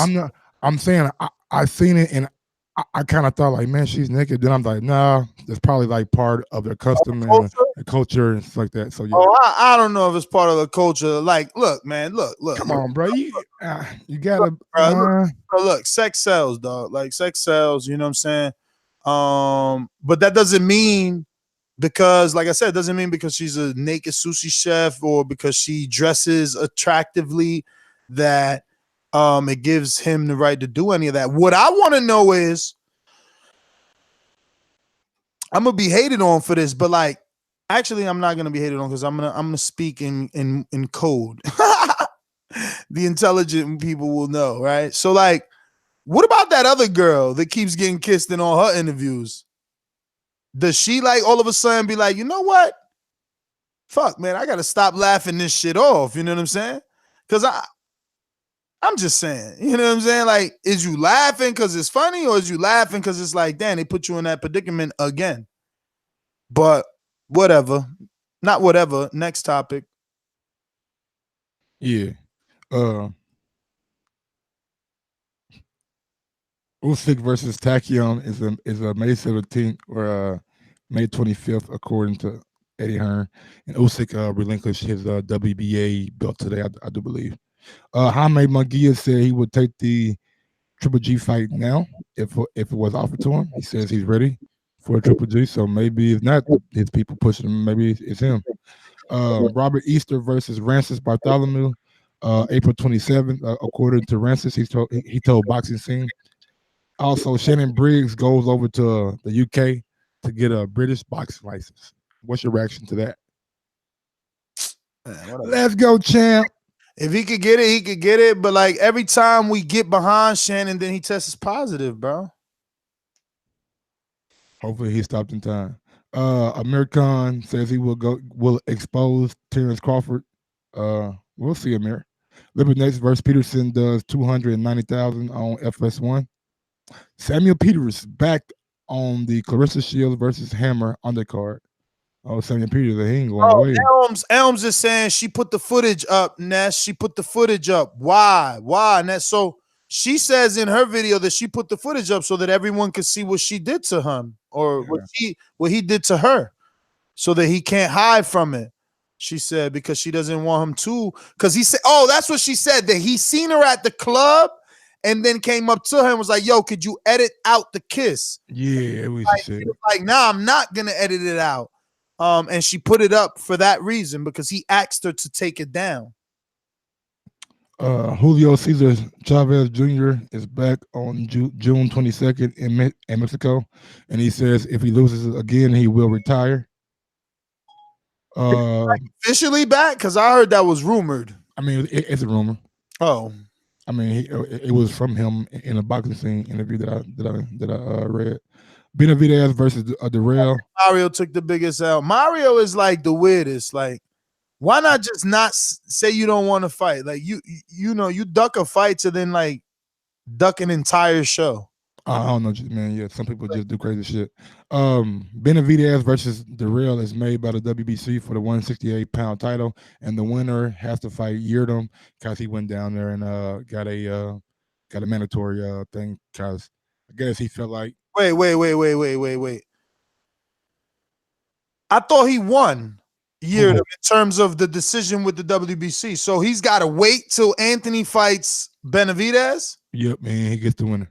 So if Anthony loses, he doesn't get a rematch? Now, when Anthony got fired Benavidez, if he wants that strap. But Anthony already has the strap. Yeah. Benavidez is what? Activating his mandatory or something? Like, how is Benavidez getting a shot? I guess he was mandated after he beat Ganigan Lopez. What is it that you're reading from? What does it say? I don't have the article up, bro. I got it from Boxing Scene. I'm just trying to figure out, like, if you're I found it. If you're the champion in Anthony Darrell, did he have a voluntary that we don't know about? But remember the listener pointed out to us the other day that if you fight for a vacant title with the WBC, then you automatically have to go to a mandatory like Shawn Porter did. All right, but does that mean that the champion doesn't get a rematch? Like, you could fight your mandatory, but does Anthony Darrell not get a rematch? He doesn't need a rematch because he has the title. Bro, that's my point, bruh. As the champion, there should be a one-way rematch. What are you talking about, Ness? All right. Jermell Charlo lost to Tony. He had a one-way rematch. A defending champion, though. Defending champion. A one-way rematch. A defending champion. Okay, but Darrell just got that belt, a vacant title. All right, and now he's going to make his first defense against a mandatory opponent. All right, so what I'm asking, does he not have a rematch clause? Why would he get a rematch clause? Because he's the champ. I don't know about that, man. Yeah. He's the mandatory. When you fight a mandatory, there's no rematch clause. So Wilder's fighting Brazil right now. If he loses, he don't get a rematch? I'm pretty sure Al's gonna work it out that he does. Oh, yeah. Now, I mean, but look though, bro, look, you gotta be. To say we don't know when we don't know. All right. You think Al's just not gonna have a rematch clause? All right, and you think the same Al ain't gonna put a rematch clause for Anthony? Then that's what you're saying, that Anthony's not valued? No, not like I don't think he even valued more than David Benavidez, but that's just my opinion. Listen, I remember the interview with Eddie when he said that he would be doing his fighter a disservice if he didn't put a rematch clause in there. That was Caleb Truex and James DeGale fight he was talking about, but that was a voluntary defense. I don't know. That's something we need to find out, I guess. You want to go to the callers? I got a couple more things, and yeah, we definitely get to the callers. Billy Joe Saunders versus Shifat Isufu will be for the WBO interim 75 title. So I guess they are going to do something with that. After all, maybe the winner has to fight Gilberto. If Gilberto does not, well, no, the winner WBO once. I'm not saying rematch Yildirim. I'm saying when he fights Benavidez, Anthony Darrell, if he loses, does he have a rematch or does he automatically just gets kicked to the curb? Now Benavidez got to fight Yildirim. Yep. And Bob Arum says that the Kovalev versus Yard fight will be wherever the most money is, wherever the public demand and wherever the most revenue is. Also, we got Michael Coffey versus Eduardo Vatila. He's fighting in Philly, but they're not going to be televised. Maybe they are, but not because I didn't see a network on the ESPN boxing schedule. Who? Mike Polite Coffey. Oh, Nah, man, that's on like today, right? Isn't it on today or tomorrow? I thought it was on Saturday, but maybe tomorrow night. But yeah, Mike Polite is back. I wonder, will he be in training camp?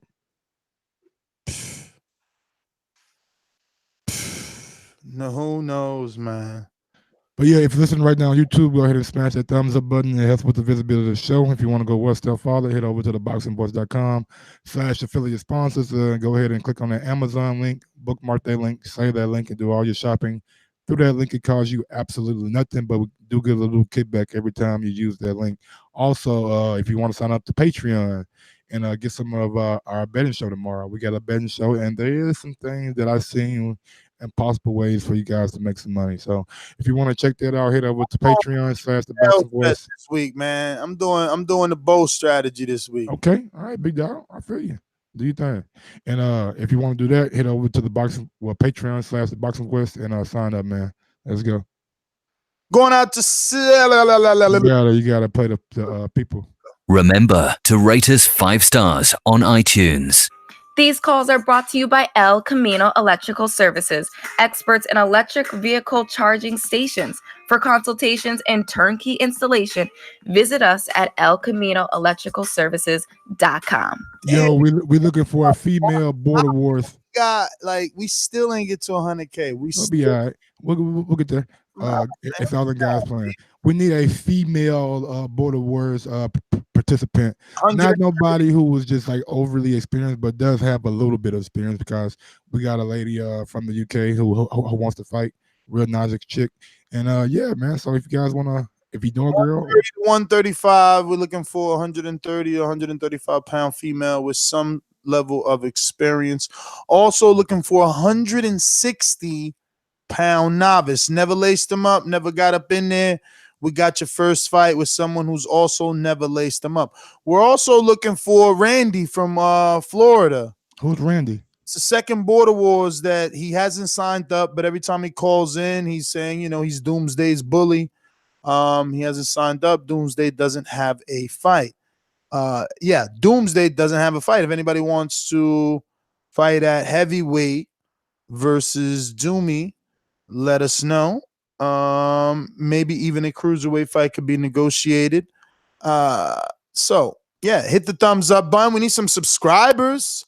We just need, I think, like 14 more, and we would get to 100,000. It would be good to get to that right now during the live show and like celebrate it with you guys live. So we just need like 14 more subscribers, only like 14 more, you guys. If just like 14 more subscribed, we would get to that 100,000. And it's like, that's a big landmark, like a big goal milestone, like 100,000. I don't know, 14 more. Just repeating those little numbers. Maybe we get those. Let's get to a new caller, 612-483. 612-483. Looks like a Minnesota caller. Who's this?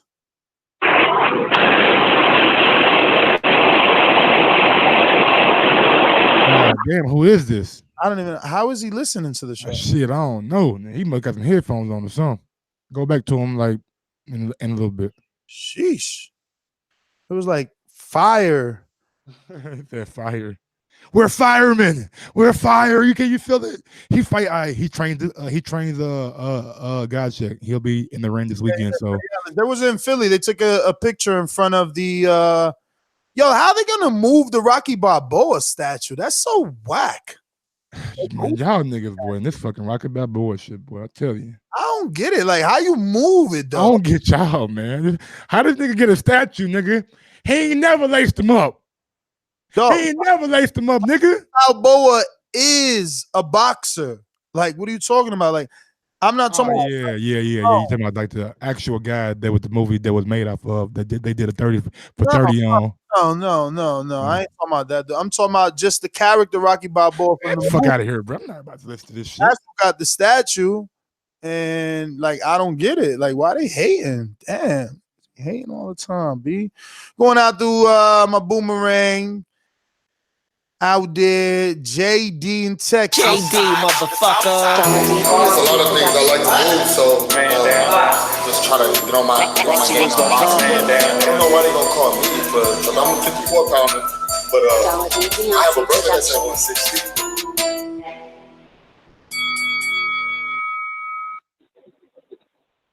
Yo, what's up, fellas? Good interview.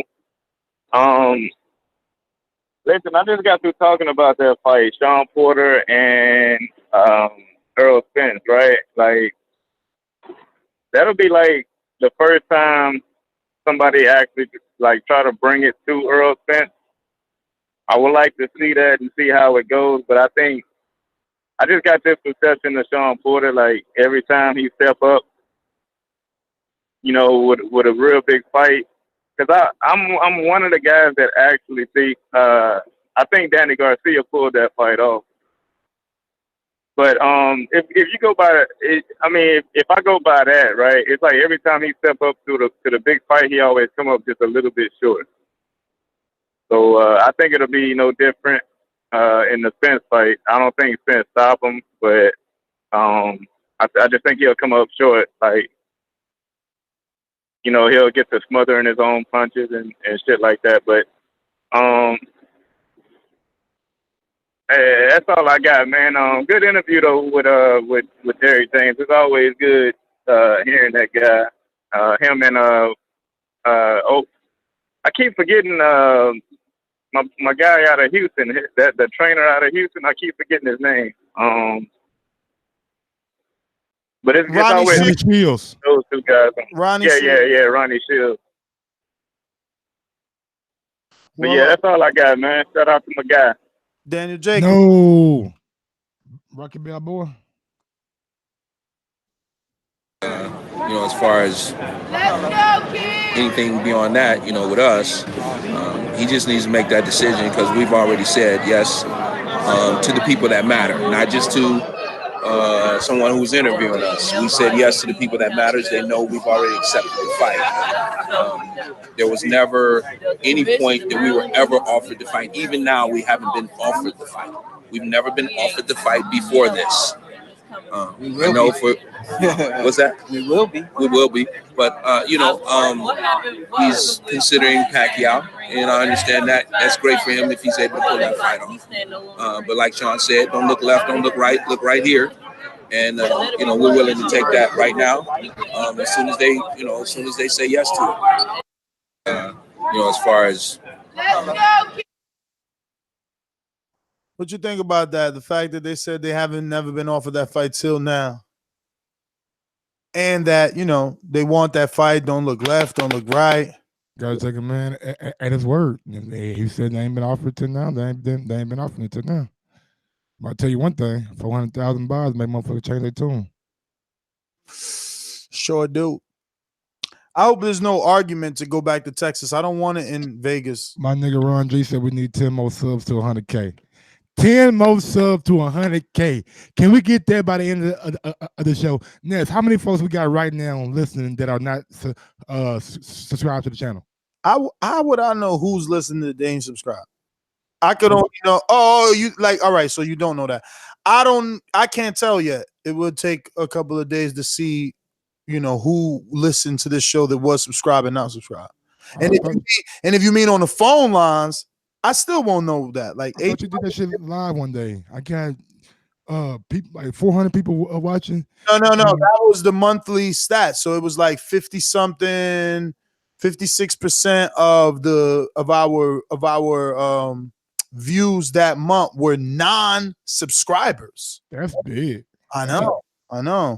A lot of it came from like YouTube watch page. We recommended a lot. Like, you know, that's what it is. We're that channel that they love to hate. So like they don't want to give us the subscribe, but they watch. So that's what it is. Like our analytics indicate that more people that are not subscribed to us watch us than the people that are subscribed, which is like we need 8 more, big dog. Let's go. Yeah, I know y'all listen to me in the chat, man. No, if you get your boy, man. If you keep saying it, you're gonna get it because that's what I'm saying. Like the analytics indicate that more people that aren't subscribed listen to the show. Let's go. I will definitely get it by the end of the night, though. Well, right up next, man. We got Troy in Baltimore. What's going on, Troy, man? How you been doing, sir? I'm all right. I came to talk to you about your fight. Oh, yes, sir. Thank you, man. Thank you, brother. I appreciate it. Training. You know what? After hearing about it, I looked into the wheelchair boxing league to see. Well, I haven't made the call yet, but I'm going to. One, I checked if there was one in Maryland. We don't have one in Maryland, and I wanted to see if you have to be in a wheelchair to actually be in the league, because with some people that have what do you call the prosthetic legs. Yeah, right? Yep. And I'm figuring they could do that if they chose to. And then there's other folks, maybe like myself, who might want to be interested, and I would have to learn how to actually box in a wheelchair. That'd be interesting. But yeah, that's well, good luck, man. And the only advice I could give you is don't be so overconfident, man, that you forget that you're fighting another man who could do the same thing you could do. Definitely not gonna be that. Definitely not be that. Yeah. Dan, can we get three more? We need 3 more subs, Mike. Nah, bro. It's like this right here, Troy. The confidence is not. Why don't you play that thing, Nestor? From your boy, speak it, receive it, or whatever lie that. Come on, man. Don't be disrespectful now. I thought we had a good moment going on. You fucking it up now, Troy. Come on, He man. said whatever lie. You terrible, Troy. Well, yeah, man. I'm not. We need 1 more, baby. I'm not taking the effort. Oh, come on, baby. I'm not taking this guy lightly, but at the same time, I'm not gonna not be myself. You know what I'm saying? Yo, why is a hate out there? We needed 1 more. Now we need 2 more. We back down to 9,000. Somebody unsubscribe. I love it. We got it. I love it. Got it. No, Play he the ain't got it. fucking air horns, Mike. We did it, baby. I got it. Oh shit. Yes, sir. How's your cardio, man? I saw one video where this guy was throwing I don't know how many punches, and he burnt himself out by the middle of the second round. That's what I'm saying. We got a title gym about 3 miles, 4 miles away from me. I'm going down there Monday, you know what I'm saying? Sign up and hopefully get a little trainer or whatever. And then probably go down to Deontay Wilder's camp, maybe the middle of next month, something like that, and try to get down there, or even for fucking next week. Shit, we'll see how that goes. Try to get down there, you know what I'm saying? Talk to JDS, you know what I'm saying? Get some tips, some advice, and they got a big ass little lap thing. There's a bag down there you can use that can help you with your upper body movement. It has the rope on the bottom, rope on the top. Tyson used to do it at move his head. Yes, sir. You know which bag I'm talking about? Yes, sir. Do that, and I'm sure he could do the ropes, right? Yeah, I might be able to fucking climb a rope, but I don't know how much. If I could climb it in my wheelchair, I'll be good. Yeah. Troy, thanks for calling in. I will make sure Mike and you speak off air. I'm going to Checkmate Boxing. What's good? I'm gonna go Fruities, man. What's going on, Ned? What's going on, Rolling Thunder? Hey, you better go with that mic. That's all I'm saying. Rolling Thunder. Listen, so I wanted to comment on, again, the fact that with the Errol Spence win over Mikey Garcia, I feel like it's being undervalued, underplayed. I think the machine that moves boxing is ignored there for a particular reason. Hence, you know what that is. But when two pound-for-pound fighters and he destroyed one, then that gives him the credence. I am disgusted the fact that Lomachenko is even ranked in the top 3, top 5. I am so disgusted with that they allowed this Bob Iron machine to play with their mind and think Lomo, who is 12-1 with 9 KOs, is number 1. So that's been a fire burner to me. I want to know what you guys think about that. That should be a discussion that you guys want to ask you to counter to discuss, because I'm so sick of people chanting Lomo as number 1. I think that's disrespectful to Errol, disrespectful to Terrence, disrespectful all the hard-working, undefeated champs who's at number 1. I mean, undefeated champs, period, who's in pound-for-pound ranking. Anyways, that's my comment. I want to know what they think about that. I totally agree with you, brother. I think Lomo maybe is top 5, but I got it maybe Crawford. Got to put Canelo in there, man. Canelo been doing it for a while, you know what I'm saying? He been in multiple divisions, beating multiple champions, sit down the fucking boogeyman. Number 3, I think number 3 is tough for me, man. I really got to sit down and just look at the overall list. But I think we do give Loma too much praise, but I definitely think he's a top 5 pound for pound fighter. Yeah. That's victory speech. You got to do a victory speech. All credit to Ron and Mike. The truth is, since y'all come on, shit just changed. It's just the bottom line, We've the workloads been kind of like spread out and increased, So we got to the 100,000. It's just another number for me, man, because we need that milli. We need to be the young Turks of boxing, man. So, this is just the beginning, and hopefully, we get to, add a few more zeros to that 100,000, man. But I'm hoping we can at least get to the next 100 with this same crew, right? I want to make sure that we make it to the promised land together. That's about that. Thanks. How long did it take you, Ness? Break it down, man. This is a special moment for you, man. Like, just glorify a little bit, man. It ain't though, man. Like, I'm competitive as hell. We in the back, man. We losing. We playing catch up. So this ain't really a celebration. If anything, it's a fucking reminder. I got to work harder to catch up. That's all that is. I'm dead ass. I'm competitive, so I want more. That's not enough. We definitely gonna get there, man. Just trust me. And shit take a little time, but we definitely gonna get there.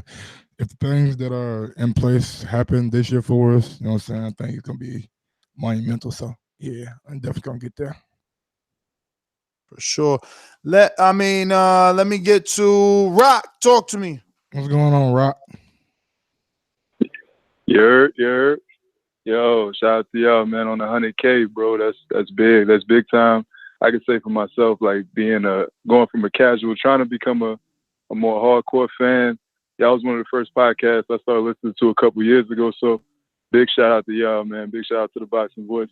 For sure, I didn't put all my dogs on. Whoever want to know about boxing, I'm directing them to y'all. So shout out to y'all for the 100K. As far as a couple other things, man, Shawn, like Mike said earlier, it's convenient that Shawn would say, yeah, I want the fight now, being that Errol just did them big numbers. I mean, he's not a dummy, but he is going to get smoked in that fight. I don't see any doubt about it.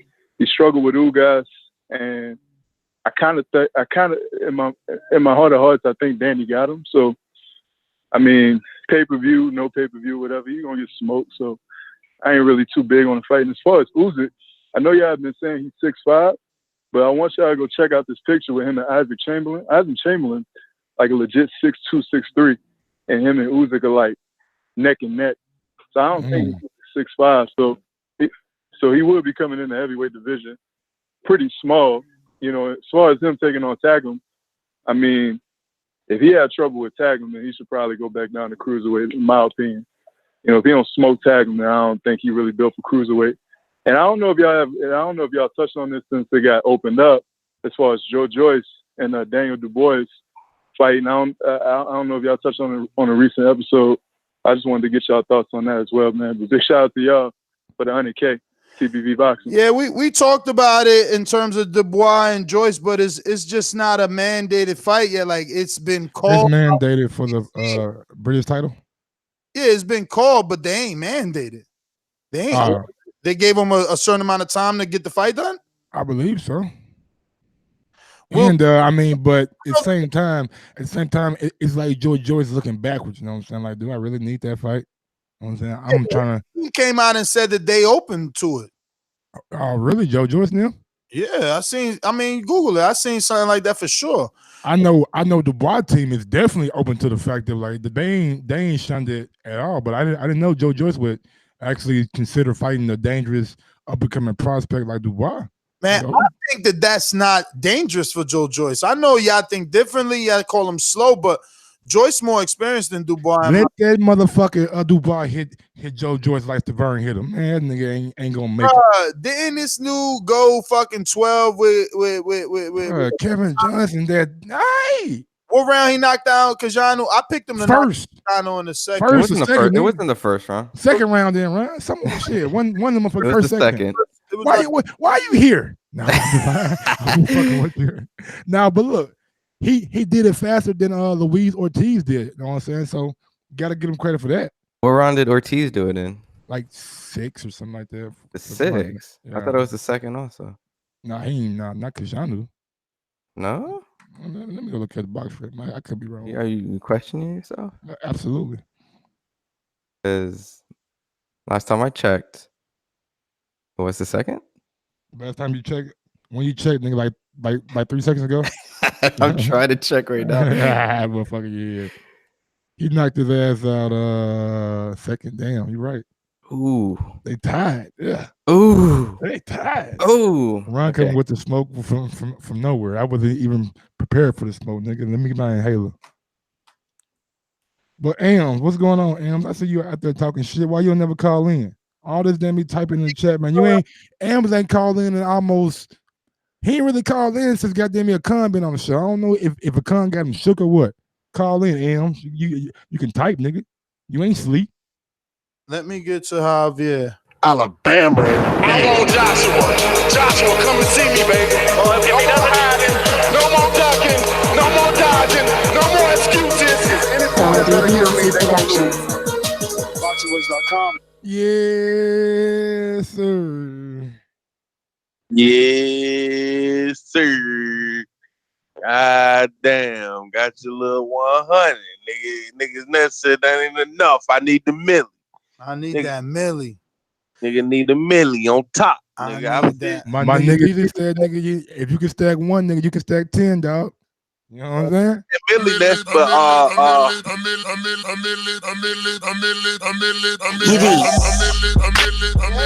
damn, nigga played the whole song.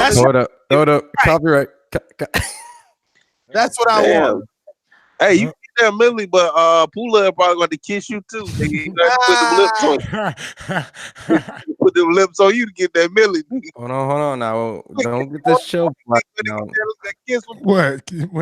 Pull up can't kiss Ness now? What's going on? I'll be gonna get this. Big bloody kiss too. Nigga had blood coming down his face and shit while he kissed. That's fucked up, bro, too. Pula a freak. That nigga, they said he came. They said he came and got 2 handfuls of ass. 2 handfuls of ass. Came back and got 2 handfuls. That nigga was enticed. And then at the club, gonna tell her like, "Yo, don't put that up. Don't put that up." You know what? I made a mistake. How the fuck I ain't gonna put it up? Man, you just came and got 2 handfuls. Hey, crazy, bro. 2 hands. You probably been good if you didn't come back and get them 2 handfuls. What they do over there in Bulgaria, man? That just give him like they think that's okay. I think you forgot he was in the United States. I don't know, nigga. That nigga Pula something special. That nigga said, "Fuck." Yo, nah, but on the real tip, you think ESPN drops him now? That's gonna be the whole thing, man. I mean, y'all might go to little cars over there in Bulgaria. Stay over there, nigga. Is he gonna keep his mandatory position, or is the IBF gonna like do some weird shit? Don't let ESPN not do anything. And mainstream media get a hold of it. It's over. Boy, put that nigga on first take. They gonna destroy his ass. He don't know English then. Oh, Molly gonna stop the show to get her little speech off. That's how I be on that, nigga. Don't come in there playing with them motherfuckers. They'll destroy you. We ain't doing no more Pula interviews. We ain't send no correspondence to none of his fights, man. Brian, you got to interview him. He do like. I'm good, bro. No. I know he likes Asians. I don't know if he like the other Asians, the Asian guy. Go put them lips on Brian, did you feel disrespected how he did your, Asian sister like that? I mean, did you feel a nigga disrespecting nigga as being a man having a daughter and a fucking you don't do that to women, bro. You don't do that to women. If he's Asian, black, white, you don't do that to women. Period, man. As men, man, you're supposed to protect women, bro. You ain't supposed to do women like that. That Mike initially was like, "Oh man, she's a naked sushi chef." I said that was my first thought. I mean, is she not? Is that not an objective fact? And then I thought about it. Like, Mike, it don't fucking matter. That's just something of me. My past. Mike, like, it's a fact. She is like a naked sushi chef. It doesn't make it an excuse to like be naked, like enticing. You know what I'm saying? Like, that's not an excuse. What she does for a living. She could be a stripper for all. I give a damn. You can't. First off, you can't be a stripper. Go kiss a stripper in the And mouth. see what happened with exactly. Don't get fucked up in there. See how many hands and feet we put on you in that motherfucker. Them big ass Timbs that bouncer got on, gonna put it all on your head. Oh yeah, and Shawn Porter, you finna get slept. He done. Shawn Porter, your time has come. You done, young man. See you later. Why y'all hating on Porter? Why you hating on Shawn like that, bro? Damn. Yeah, he a leprechaun. He finna go to sleep. Shit, leprechaun go to sleep, nigga. He done got to the He end of had the that rainbow. on purpose. He got his pot of gold. I don't give a fuck he had it on purpose or not, nigga. He shouldn't wear that shit. Now he finna go to sleep. And it's okay, Sean. Everybody can't win. But I'm not gonna lie, nigga. Them Iversons that he had on at that Philly event, woo, that motherfucker was hard. Them bitches was hard. Errol gonna knock them This bitches nigga, off. this nigga Javi's full blown Errol Spence fan now, huh? Yo, Mike, how come we didn't put the smoke though for the bud? So what now? How come we didn't put no bud pressure on Derek? Because I was taking a shit and I don't know what was said. All you have to do is just talk about bud, bro. That was your cue. Shit, I don't know what was said. Bud can go to sleep. Why you always hating on Bud, bro? Ain't no hating. I'm just letting you know. Errol gonna put that nigga to sleep. You don't like real niggas. I see. How you gonna say he gonna put him to sleep? He ain't put Mikey to sleep. Because Mikey got that Mexican heart. He got that Mexican chin too. So you saying Earl ain't got no? You saying Crawford ain't got no heart? Not where Earl hit him. He from Nebraska. I ain't never seen a nigga in Nebraska. Hey man, that nigga Earl didn't even beat Lipinets better. I mean, didn't even beat Peterson better than Lipinets. Lipinets put that nigga down. You know what I'm saying? Had a nigga.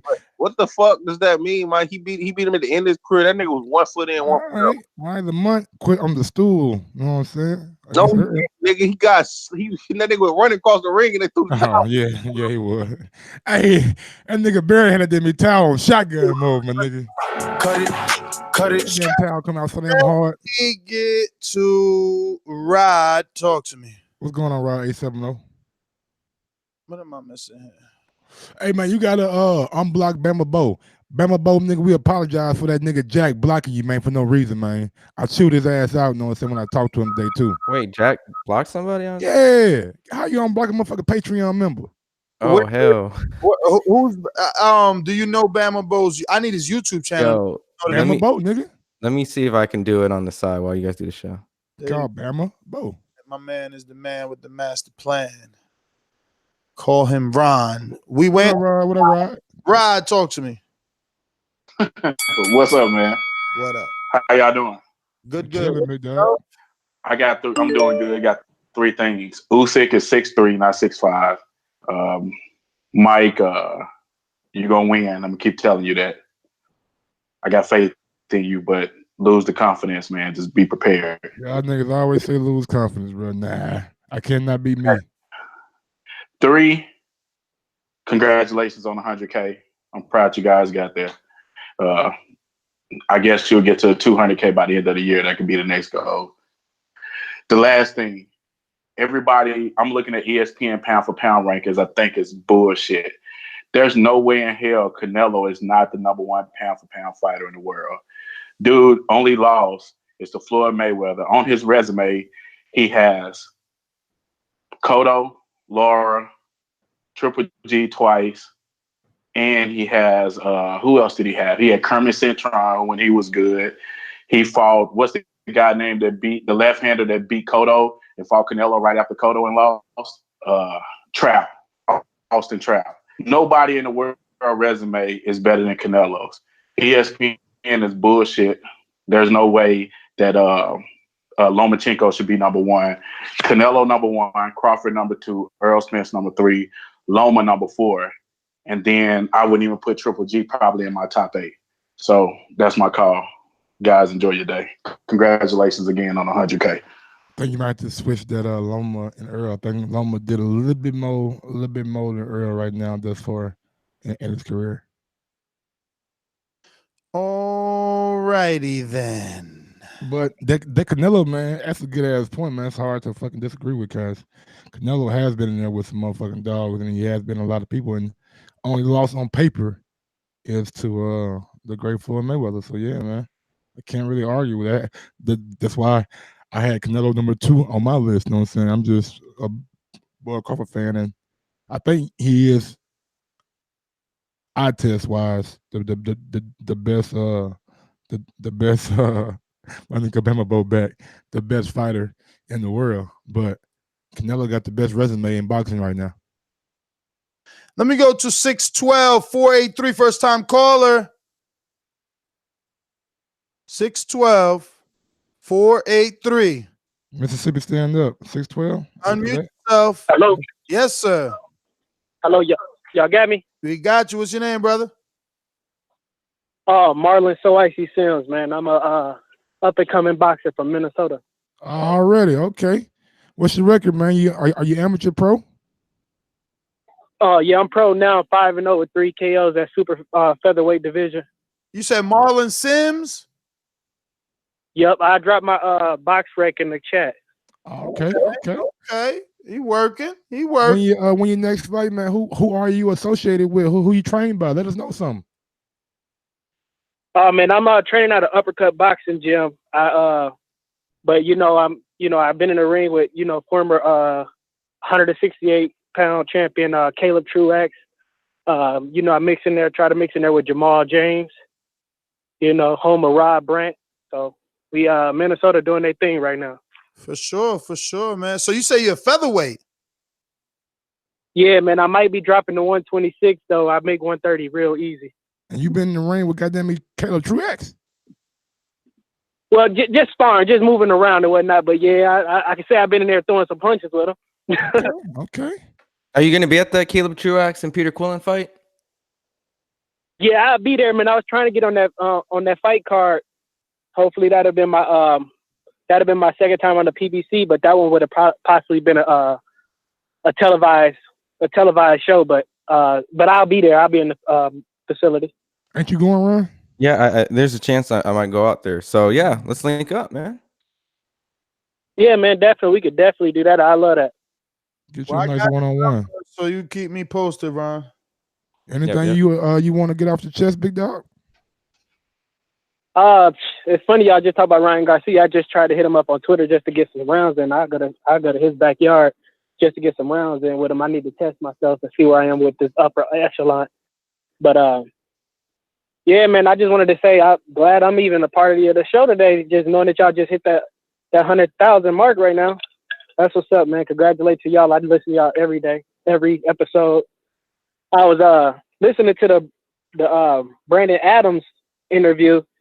I was like, man, I didn't like his energy in that interview though. What you mean you didn't like his energy? I did not like his energy. I felt like he didn't. I don't know. I felt like he would have been like, man, I'll take these dudes or something. He kind of was, giving them too much praise. Like he was just happy to be in that position. I mean, you got to be realistic. I mean, you talking about two dogs. You talking about Jamal Charlo. You talking about Triple G. You talking about two dogs. Yeah. Homie. Yeah, that is true. But then another thing, man, I doubted ESPN let Pulev go. I think they're gonna end up, settling, getting him a good lawyer, and just saying that he was traumatized after a fight. They're gonna pull something like that. Already, man. Shit. Start banning post-fight interviews now off of this. Like Top Rank making such a big thing. Ooh. He interviewed. He suffered a concussion. He seen a doctor after. Yep. I mean, They're gonna possibly do something like that because they're gonna feel that if this happened again, or I doubt it if it should happen, sure. But yeah, man, I've been trying to call in more often, man. So, listen, Marlon, like I said, I listen every day. You traveling for the sparring, or it's whoever, if you could get a guy like Ryan, or do you travel normally to get good work? I haven't traveled at all, but in the amateurs, I fought back and forth, paying my own way, fighting for free. So in this pro game, I take it that much more serious. So I definitely travel for some sparring, especially for someone like Ryan Garcia. Hello. You got to get out here to New York, man. I mean, you got guys like Titus Williams, Chris Colbert, Avery Sparrow, Hank Lundy, all in a closer area. Like Ryan is more like a grain of fucking sand in the desert because, like, I mean, not really. I guess you could get a lot of work in that LA area, but he's in a private gym. You know, it might be a little more difficult. So okay. Well, yeah, I definitely be coming out to that side out there. So I'm definitely want to come out to the East Coast and damn, you 5'10"? Get some rounds in. Like I said, I just want to.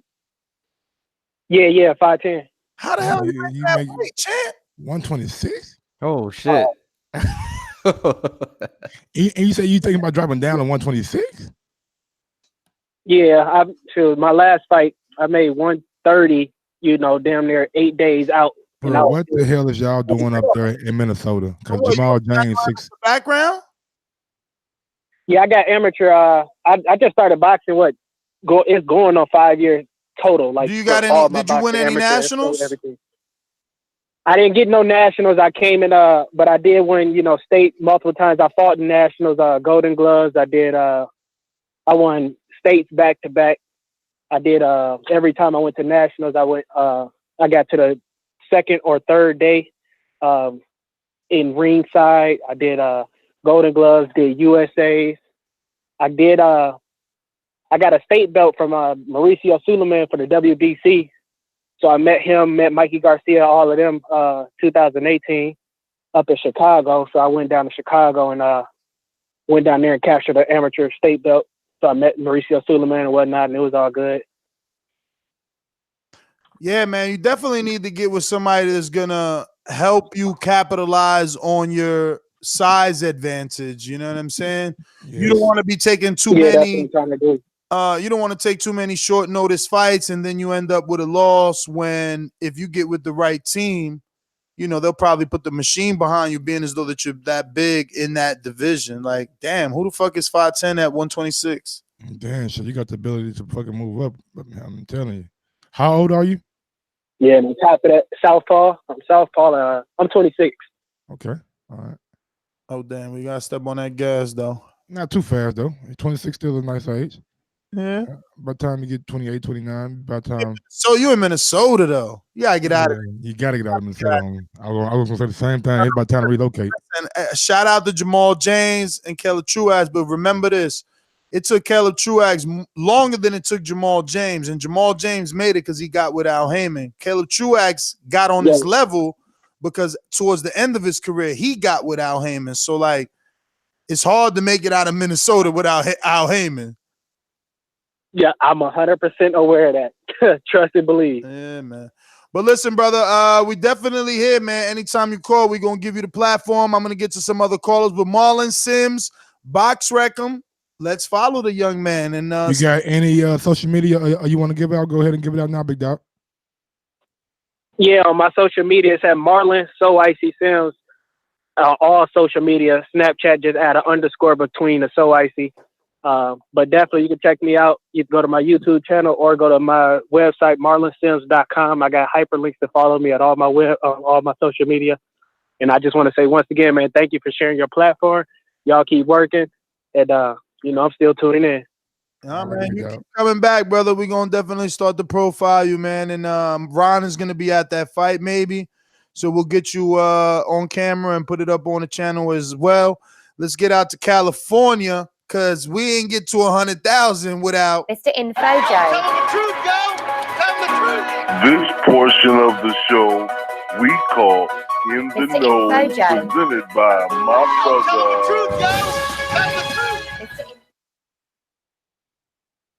brother. Info Joe, what's the deal? Voice of the people. Man, the voice of the people, there is no equal. Shout out to the boxing gods, TBV getting 100,000. Yo, Ness, I've been rocking with you since you had probably 50 subscribers, man. I've been rocking with you a long time, man. I'm proud of you and the progress you have made, man. I done seen hosts come and hosts go, but I always see you hold it down, man. Shout out to the boxing voice, man. Proud of you, brother. Y'all keep working.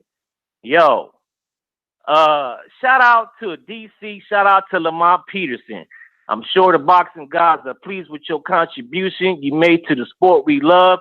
Enjoy your retirement and start working on that movie documentary. Put it on Netflix and grab the bag. Lamont got one of the coldest boxing stories that I ever heard, man. Salute to that, brother. Enjoy your retirement. Yo, Mike, I got some practical drills you can do at home, brother. Listen here, listen close, right?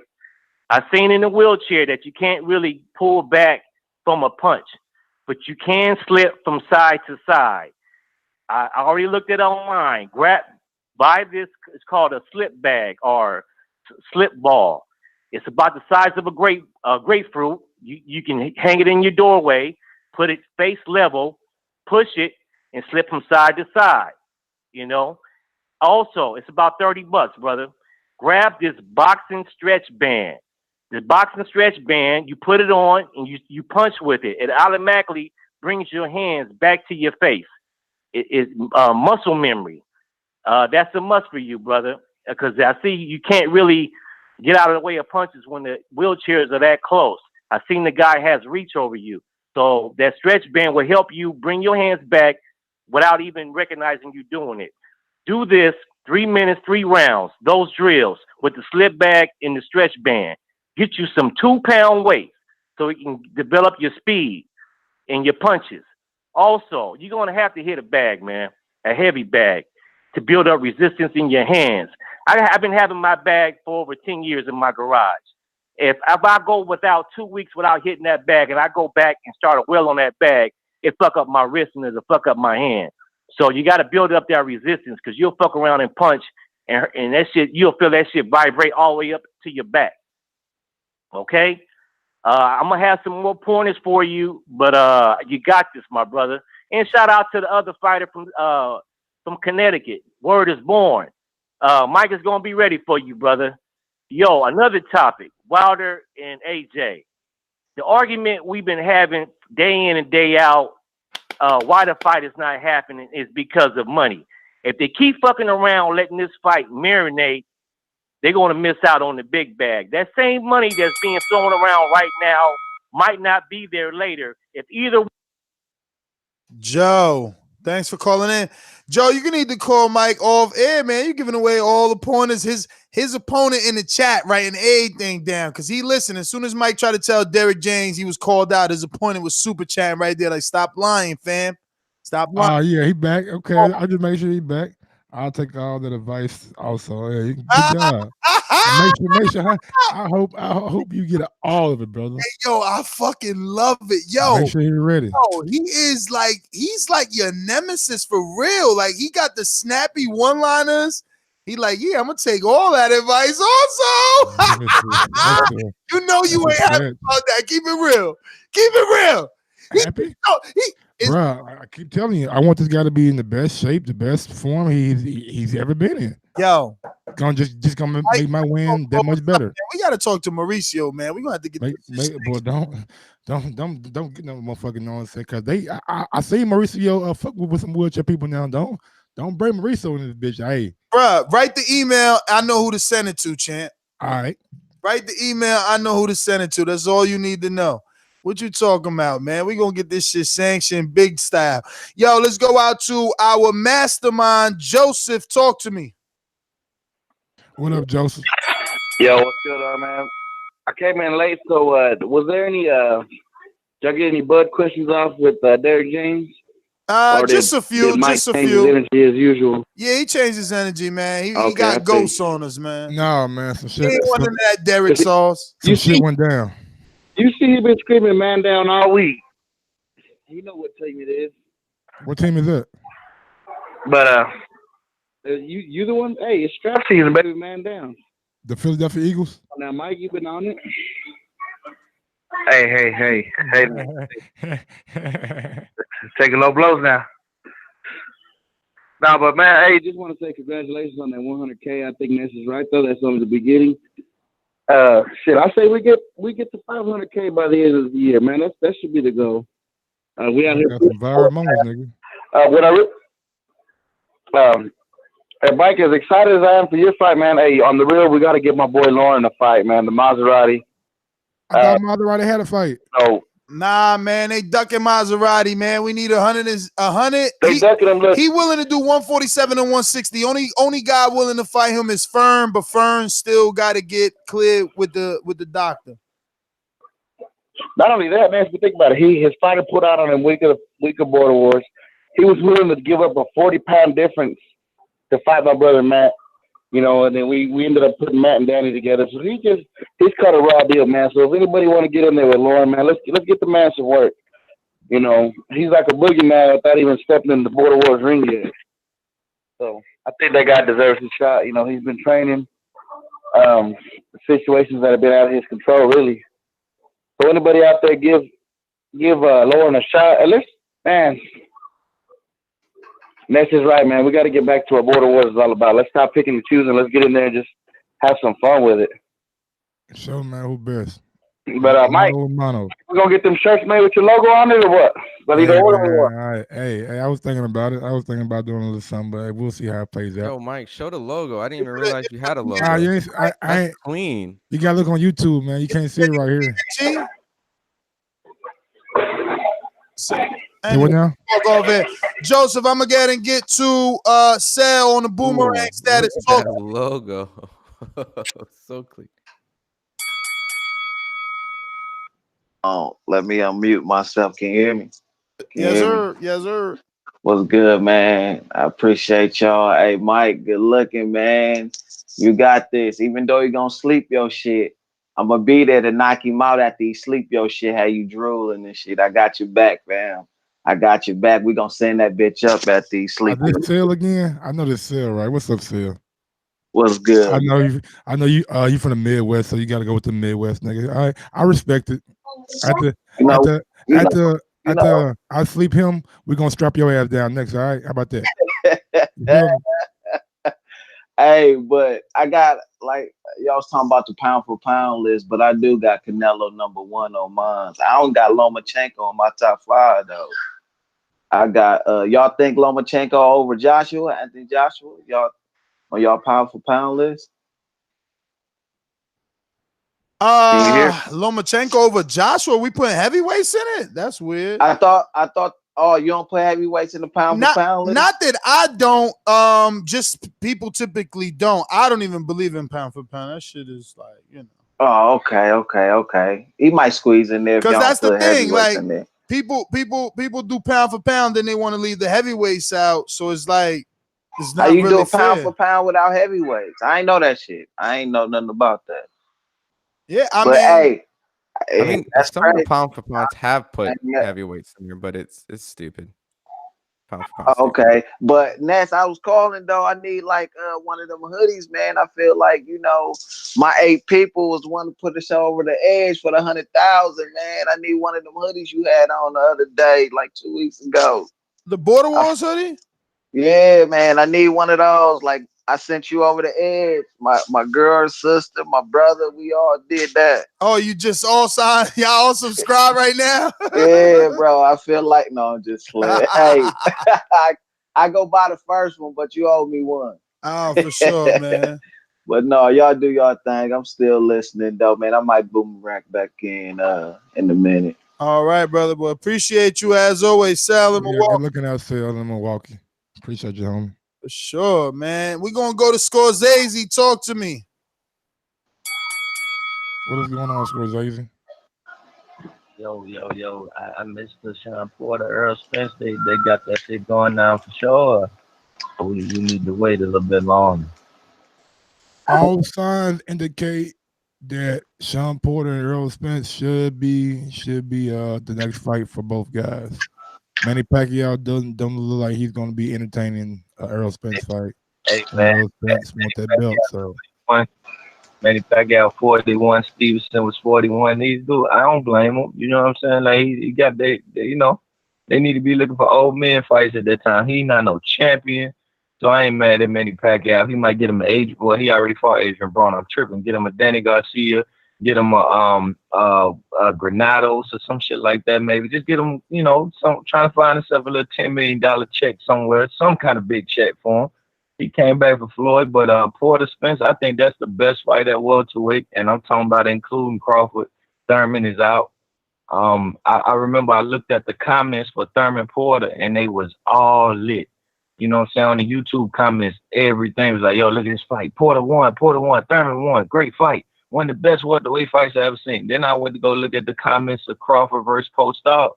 Oh, he's a ballerina. Oh, he's dancing. Oh, this ain't boxing. So I don't get when people say this is the biggest fight. I think they mouth making it the biggest fight, and they intentions and they wants making it the biggest fights. But from judging what the people say in the comment section, the interactions, and also Porter Thurman did over 6 million views, I believe, maybe a little bit under. And Spence himself done did about 6 on after the Olympics. So I think this is the biggest fight. And people, you know, they just don't want to get into it because they hype beasts. But Shawn Porter deserved all the respect he get. Every fight, that Kell Brook was a hug fest fight. He's fought everybody. Danny Garcia was a damn good fight. I thought he cleanly won that fight. That I thought Thurman beat him, but Thurman's a great fight. Ain't no shame in the loss. And I got to give it up to Info Joe. He gave a shout out to Lamont Peterson, and that's the first person I heard do that. I probably heard about 15 callers so far. Lamont Peterson do got a hell of a story. I agree with the Netflix thing.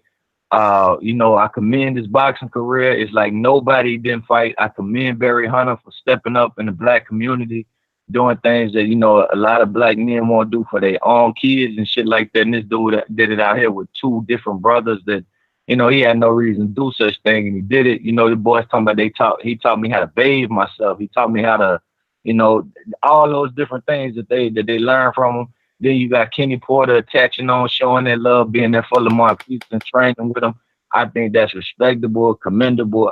I think that right there is just life, beautiful story, beautiful career. You don't win them all, but his career got a lot of reasons. Scorsese, as always, thanks for calling in. We got Brandon, Cincinnati. Talk to me. What's going on, Brandon? Yeah, man, what's going on? Salute to TVV, man. 100K subscribers. That's big. I've been listening to this show for like 2 years. I've seen the growth. Mike, Ron, y'all been great additions to the show. Mike coming with the, sometimes illogical ass debates and arguments for the sake of arguments. Ron, you the level-headed middleman. Y'all 3 just mesh real well, man. I'm happy for all the success. The Dead Games interview was cool, but it just pisses me off when these managers and promoters and fighters and coaches tell us, the fans, what we willing to spend our money on.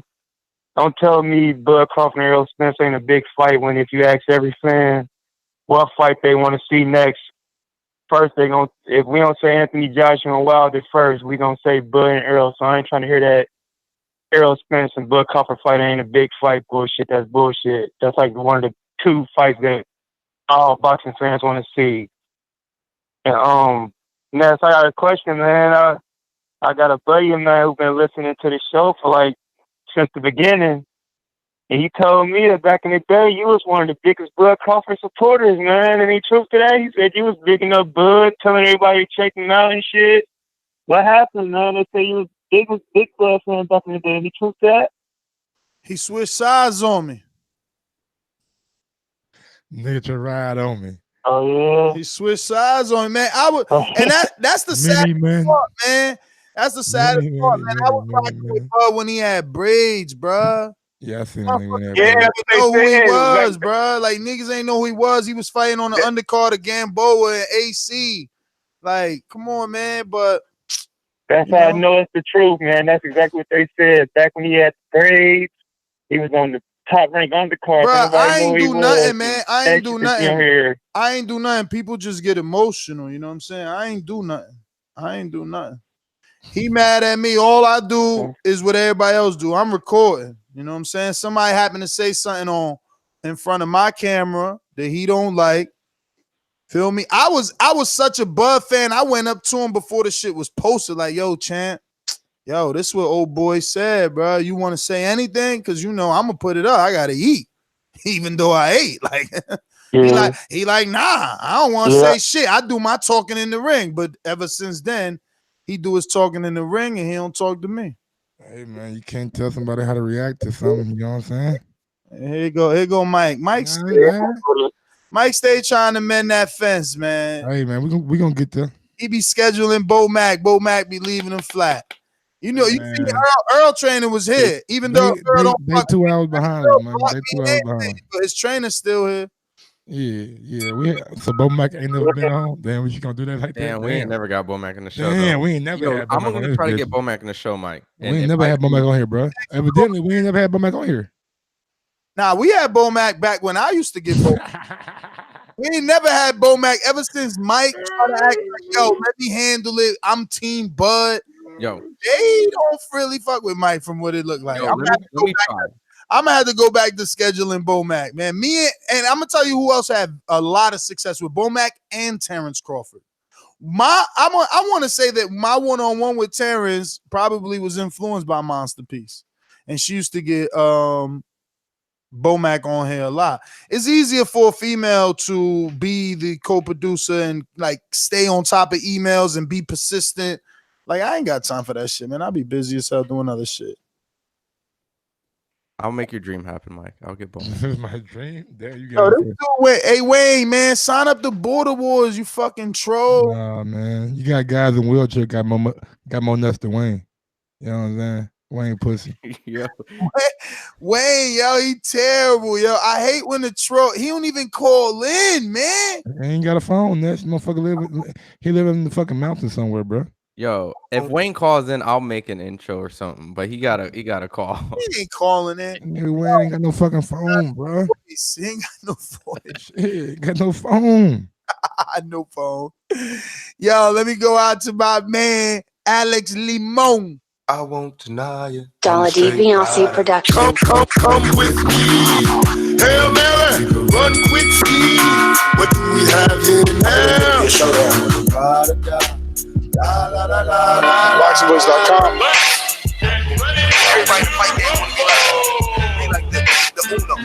Dollar D Beyonce Productions. Shout out to Alex, man. He made it on the Michael Benson feed, man. Famous. Oh, that's right. That's right. Hey, what's up, guys? Can you guys hear me? Yeah, nah, man. You in goddamn man. Yeah, you gotta just talk because if not, we hear the background as well. Okay, sorry about that. Yeah, I'm driving. Hey, I see Shawn Porter and Errol Spence, man. I'm gonna have to say it because I don't hear anybody else saying it, man. Nobody want to watch Shawn Porter, man. We've seen what happened over there in Carson, California, man. Nobody even showed up. Porter is boring, man. He's boring. I know he has a belt, but he's boring. So Al Heyman, PBC, gonna give us this in-house fight, and everybody's gonna be happy with it. But everybody's mad because Bob Arum want to try and make Terrence Crawford and Errol Spence fight. What's going on? I'm confused. And also, so wait. So Bob is trying to make it by tweeting Al. Bob trying to initiate the talk. By tweeting a Al Heyman that doesn't have a Twitter. No. He's trying to put it out there in the universe. Speak it, believe it, receive it, right? No, call the phone of the man you need to do business with, right? Yeah. He's gonna create the buzz, you know what I'm saying, to see how it's doing, and then he definitely has to do that though. He has to do that for sure to make the fight. But we shouldn't give him no shit for creating that buzz though, because look at us for like a week. We've been talking about it all week now, so that's a good thing. And then, real quick before my time's up, I gotta give the shout out to the 100,000, man. I remember when I first jumped on the Boxing Voice, I found it, man. I'm telling you, you had like, I want to say 6,000 to 8,000, and that was it. And Ness, you was in the backyard, man, smoking a cigarette with glasses, talking boxing. And I've been with Boxing Voice ever since. Yo, salute, man, salute. Yo, let me switch topics. Stay on, bro. Did you see Regis Progress and your favorite promoter going at it? Oh man, they disrespectful, bro. I bet was going at it. Oh hell yeah! Yeah, on Twitter or on IG, Instagram. Regis started. He put out. I put it in the pre-pro. I guess Regis responded. No, he didn't. He started. Yeah, he was saying that Rick was too quiet, so he poking the bear. So he woke Rick up, and Rick wanted to let him know, like, showed him a picture of the future, and she showed him an empty stadium over there with the World Boxing Super Circus. Wow, World Boxing Super Circus. Yo, he's top ranked till he dies. This guy. That was creative though. I ain't never heard that. That was dope. That's pretty good. Super Circus. Hell yeah. Yo, Hey, fans. Uh-oh. Yo, fans are fans for real, bro. World Boxing Super Circus. That was fucking dope. Listen, so what Regis did was he reposted, shout out to Champside. Champside made like a split screen picture of Jose Ramirez with his 2 titles, which both are WBC, so it's confusing to me because then there's a split screen of Regis with both of his WBC titles, making it more confusing. Then on the bottom half of that is the press conference of the World Boxing Super Series where the Sutherland, not from the clip that Regis used, doesn't say what Regis comes on and says. So Regis, obviously the video plays after Sutherland says a few words. Regis says, "Oh, I didn't even know that Jose Ramirez was offered a multi-fight multi-million-dollar deal and didn't take it. But obviously he wouldn't take it because I would have been his first fight. So that's why he didn't take it." So obviously, the promoter of Jose Ramirez sees that, or the manager, Rick Mirgan, I believe his name is, and he comes back and he posts on his Instagram and at Regis, what I've posted in the pre-pro, and he says, "You look worried," because it's a picture of Regis looking up. You know what I mean? He's just looking up into the sky, and he says, "You look worried, and with good cause, as this screenshot from today, just 5 minutes ago, of your arena, your fight happening in a couple of weeks or less, those blue dots are what is available right now to buy. You understand that there is not even 20 tickets literally on your manifest sold, or people there, right? Anyone that says that there are Regis Progras fans and lives 100 miles near this place and didn't buy a ticket or support this world-class fighter should be ashamed of themselves. People think I'm talking shit when I said you had 250 at your last fight. This one might have 50. Wow. I throw pizza parties bigger than this. Main event world-class fighters who draw 23 people literally don't call shots in the sport. They call the crisis hotline in their area. #boxing. Then he adds someone that I don't know, but he says, "Please go shoot a boxing movie there at that night or something and get a Hollywood casting agency to at least fill a few rows. #boxing. I love you though, Regis." So I bought 2. Emoji with the hands up in the air, like shrugging the shoulders. I don't know. He murdered him. What you think, Mike? Because, I know Regis is your boy. I think it was a nice little back and forth on IG. You're just going to make that Jose Ramirez fight bigger, you know what I'm saying, when it does happen.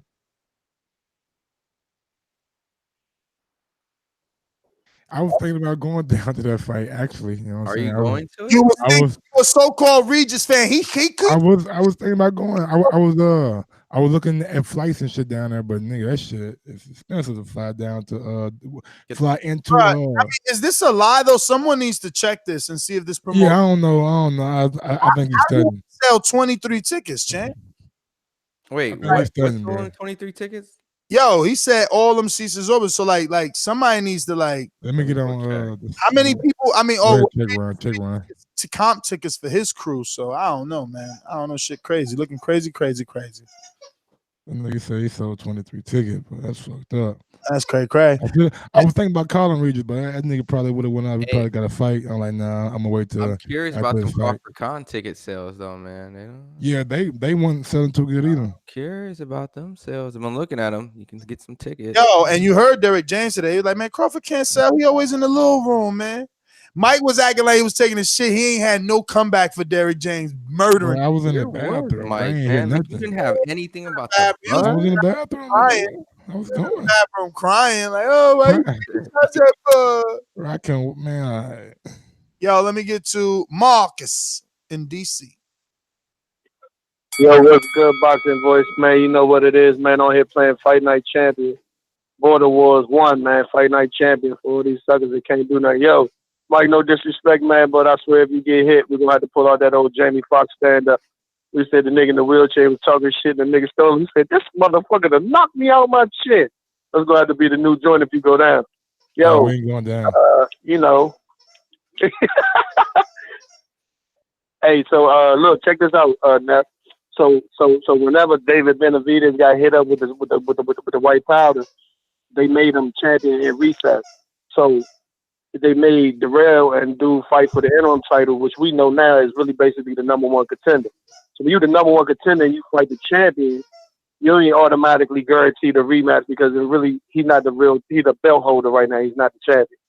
So if Darrell do fight him and he loses, he doesn't get an immediate match unless he want to get in that game where he going to pay the Turkish dude some money to step aside. So as long as the Turkish dude is willing to play ball, that's how Darrell can get a backup fight if Benavidez beats him. As far as Porter, you know what I'm saying? I ain't in the triangle theories, man. I ain't get hyped for you guys as a fan, and I don't know how my man got hyped for him in the training camp. So I can't just say because you know what I'm saying, because he looked bad against you guys, he'll look bad against Spence. I think he'll give Spence a lot of fit. I think Spence wins the fight, but I think he still gives Spence a lot of fit. So everybody who don't think that's a good fight, they tripping. As far as you know, so what they talking about with Bud and Spence, that's a good ass fight, man. Only people that's like tricking the sheep to say, oh man, it's not sold and all the other stuff is buying themselves time because they know who else you gonna make a fight with. You know what I'm saying? Like, who are these other people that everybody's lined up to see? It's not. We all know this is a shuffling game, man. There's only a couple people at the top. By the time you fight those dudes, you're usually on your way out your career after you get like 23, 24 wins. You cannot fight those caliber fighters for your next 5 and 6 and 7 fights. It's been proven. We know this. Your body takes too much of a beating at that level. People keep talking about how come you don't get knockouts at that level because motherfuckers is there to win at that point in your career. You know what I'm saying?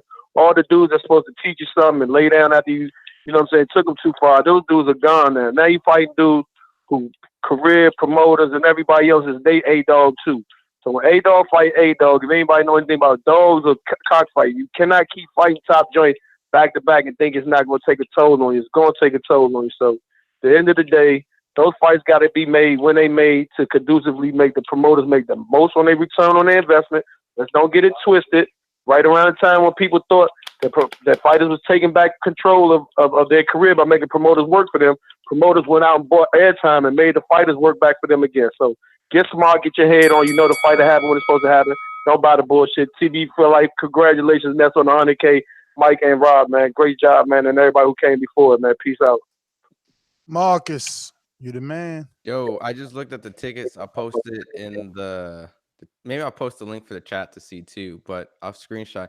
Yo, there is no fucking tickets sold for this shit. Oh my goodness.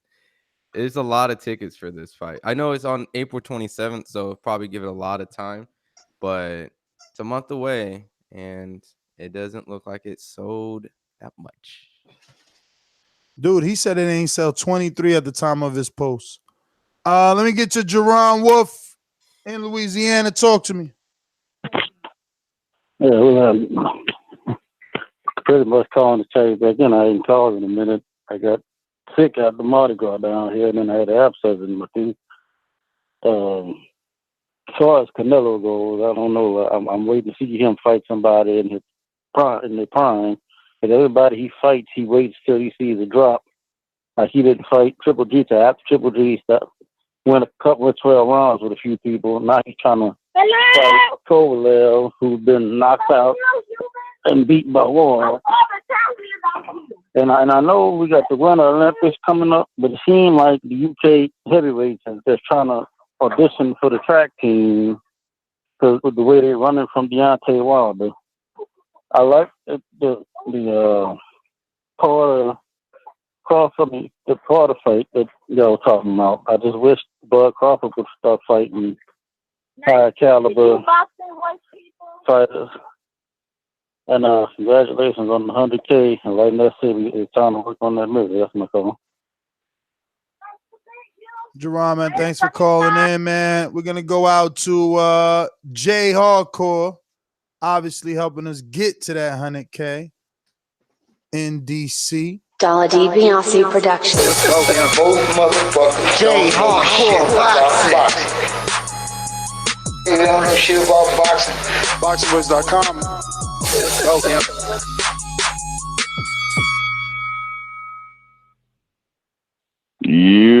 What up there, fellas? I definitely want to say congratulations for the 100,000. I mean, that's what's up.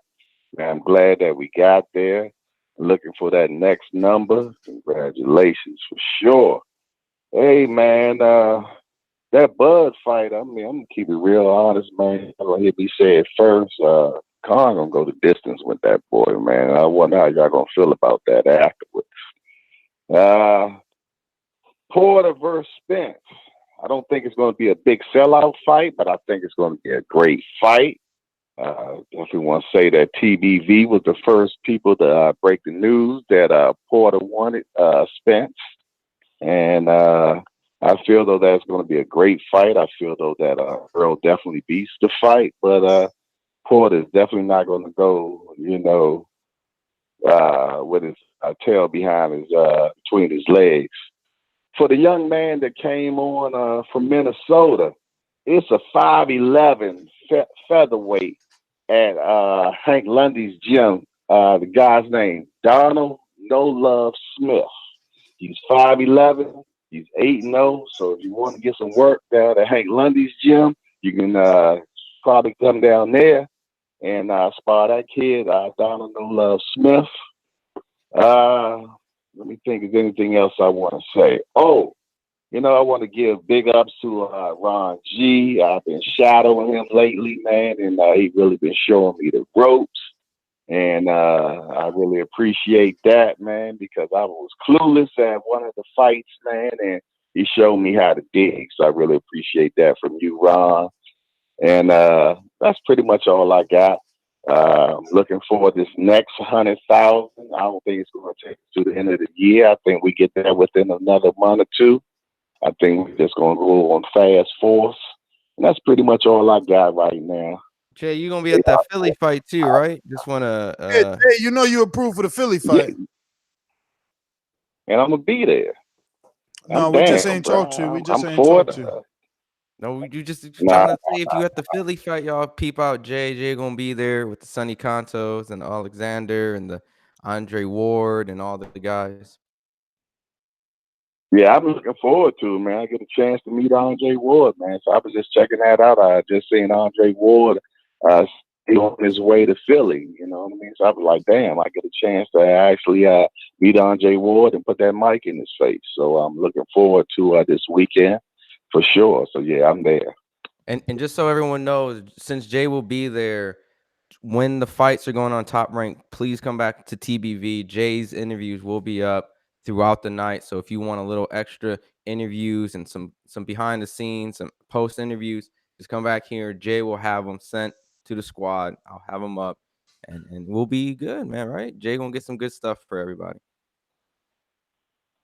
I see how Ron put that press on me, you know what I mean? Ron the boss, so he just let me know to make sure I'm on my shit. That's what he just said incognito. I'm just letting y'all know what's going on right there. You have to read between the lines and shit. I got it, Ron. I got it. I'm out. All good. Good work, Jay. All right, brother. Thanks for calling in. As always, Jay putting in that work. Yo, it's actually going to be a lot of people, man. Cassius Chaney going to be there. Sonny Conto going to be there. Obviously, Andre Ward going to be there. Teddy Atlas will be there, yeah. Teddy Atlas will be there. The Nail will be there. I think Bomac might be there, too, yeah. Bomac. Well, Christina Ponce should probably be there. Will Bob Arum be there? Don't know. He's usually maybe Chris Algieri? Maybe Chris got a... Maybe Chris Algieri took Bomac's spot. Who knows? That was the last one he was doing it with Christina. But we got H Money. Yo, what's going on? Hey, I just gotta congratulate. I gotta congratulate the show. 100,000 that's real subscribers too. Some people be buying their subscribers and views and shit. Y'all did that shit the right way. So I gotta salute Ness. Ness, I called you the GOAT today. You feel me? I feel like you the GOAT at this shit. So keep doing what you doing, bro. And I just want to speak on a situation. I heard somebody had called me. I guess he got like a bitch name. I think his name is Noah. He got a bitch name. Like he from Cali. Like I'm from LA. Like we could always meet. I'll always be in LA. I'm in Memphis right now. I'm in the South too. I run the South, by the way. So if you want to meet up, border wars or whatever, like I'll serve his ass up real quick. You dig? Let's put some money on it too. Cause I'm H money. Everybody know I got money like DAZN. And I fuck with DAZN. So if a nigga got a problem with me, let's throw these hands and I'm gonna knock a motherfucker out. And I'm talking to that bitch nigga. You dig? What's your weight class, Age Money? What like how much you weigh? Like what this fight gonna be at? Because you know you might not be in the same weight class, and then it won't be able to be a border wars straight up, legit, fair fight. Oh shit, he dropped off.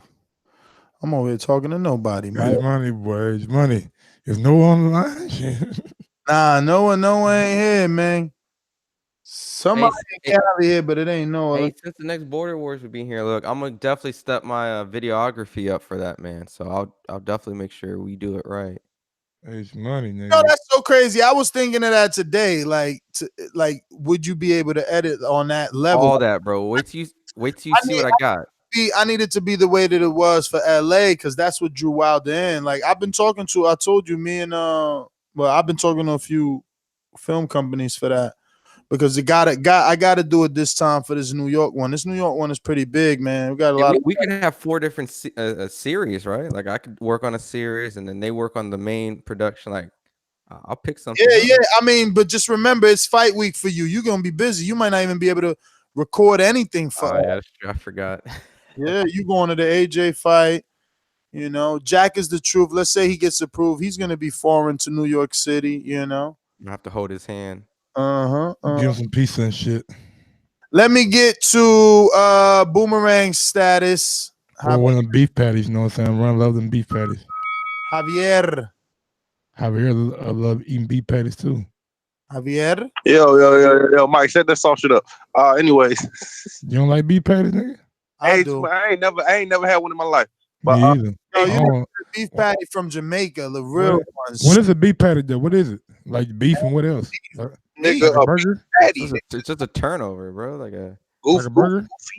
Not hey, burger. real quick though, H Money, that's great energy. I love it. That nigga sound like he finna kill that nigga Noah or whoever he is. But H Money, calm down, nigga. You don't run no south now. Calm down. I caught that clip in there, and I was gonna let him roll with it. He was hot. He was hot. I was gonna let him roll with it. Yeah, man, he went a little too far. H, calm down, baby. It's love, but damn, nigga, you don't run no south, player. No, man, Memphis niggas crazy now, bro. You know, the Memphis niggas don't play. He not from Memphis. He just said he from Cali. He said he's in Memphis right now. Oh, okay. I thought he said he no, nigga, I listen. I listen to what he said. I be in Cali. Hold up now, player. It's all good. G. It's love, baby. But just don't say you run the South. You don't run the South now. That's not real. That's not possible. It's not. I just wanted to let you know. It's love, though, G. And y'all niggas need to go to sleep, bro. I got off the call like an hour and a half ago. Y'all was on callers. I came back. These niggas still on call. I'm like, God damn, nigga, 100,000 got niggas calling in. Shit, 100,000. Hard work. Easy work. Damn, G. Hey, get your money. Yo, Javi. Yes, Anyway, sir. Nah, I talked to you off air anyway. My bad. I'm tired of hearing Sonny Conto name too, bro. Y'all niggas. Man, what Sonny did to you? When I bring up my nigga, what Sonny did to you? Y'all critique. Y'all be like, damn, why you keep bringing up Dion? Nigga, I hear Sonny Conto name every week. Bro, you bringing up Dion like with big level names. Like we bringing up Sonny Conto as a prospect. He ain't no big level name, bro. Stop it. Sonny ain't no big level name. No, I know. That's what I'm saying. You bringing him up with big level names like Yard. Dion did more. All right, champ. Bro, you know how I'm repping this. You already know. Shit, you Alabama know to the death, nigga. Hey, no disrespect will be tolerated towards any Alabama nigga. You feel me? No disrespect will be tolerated towards any Alabama nigga. Unless you Clemson, man. Unless you Clemson, man. Get that work. Buwasi, you can get that work. Kovalev, you can get that work. I'm speaking it, believe it, receive it. That's what we do in Alabama. Dion gonna be the next champ. And it's word to my mother, nigga. To my mother. Hey, next person that fight an Alabama fight is gonna wear Clemson, man. What'd you say? Ron? I'll switch to you, Ron. Bring up Alabama again. Bring them up again, nigga. I'm gonna bring on you, up. Clemson boys, man. War Eagle. Fuck you and the click you claim. Yo, he be so aggressive, man. Man, he a young man. You know, young when you're young, man, you got like a lot more testosterone than like us old niggas got. I'm thinking about nigga, what I'm about to eat before I go to bed. You know what I'm saying?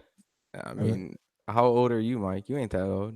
I'm 31. Let me get to my man Dan. To what is it? 2016? 2016 Caller of the Year, maybe? Been rocking with us for a minute. Like, long time. Long Beach in the house. Yeah. I'm gonna be blazing a reefer hardcore. You know what I'm saying? Maybe a slightly less amount, but I'm definitely gonna be blazing reefer. I ain't got no more squares, so it is what it is. Yeah. I was talking to Jay Hardcore. Oh, he giving his game plan away. Yeah. No. I already told nigga, them squares gone. Like shit, my pack was up, nigga, this morning. Shit, it's over. It's over. I ain't got no more.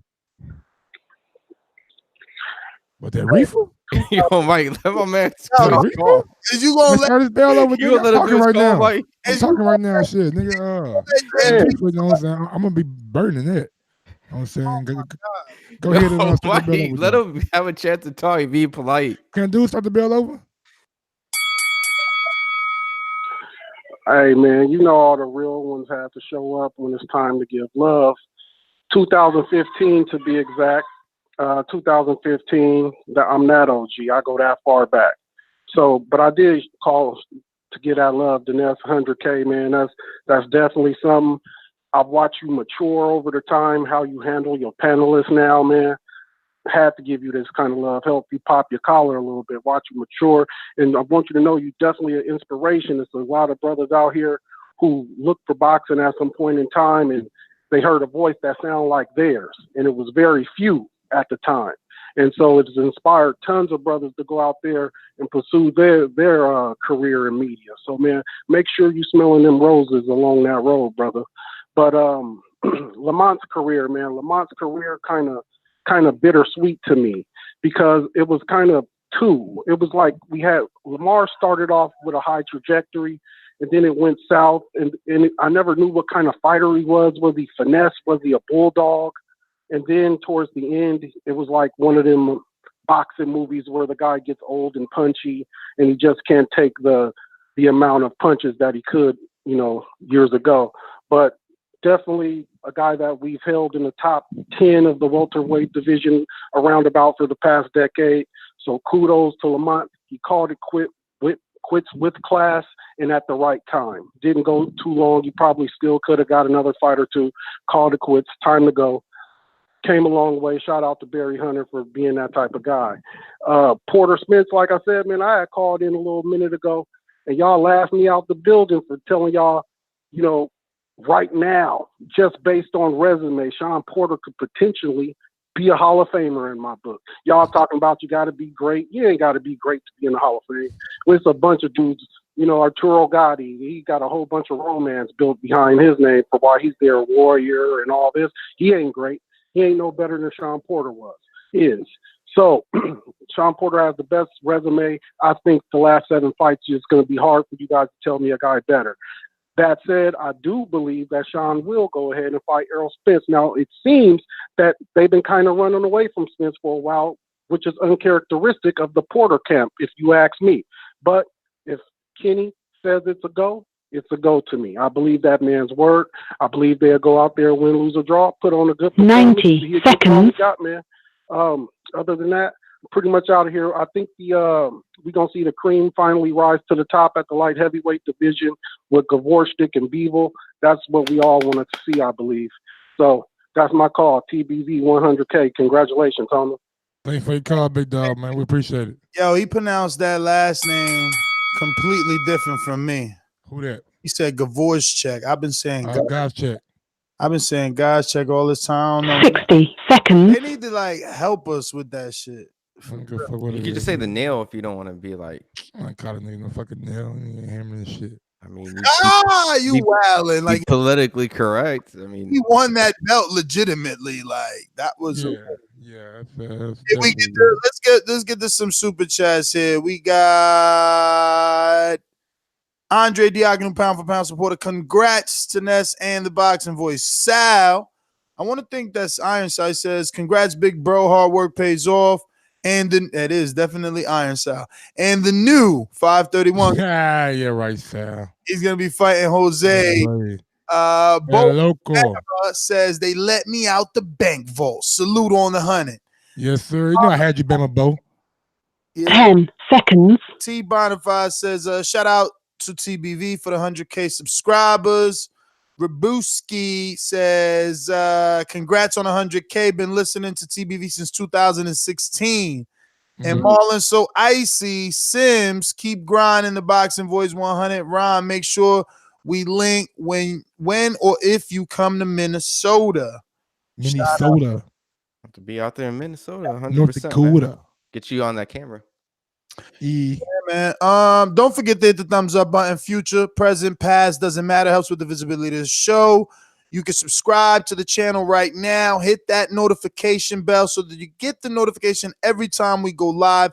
Why? Because we always go live every morning, 9 a.m.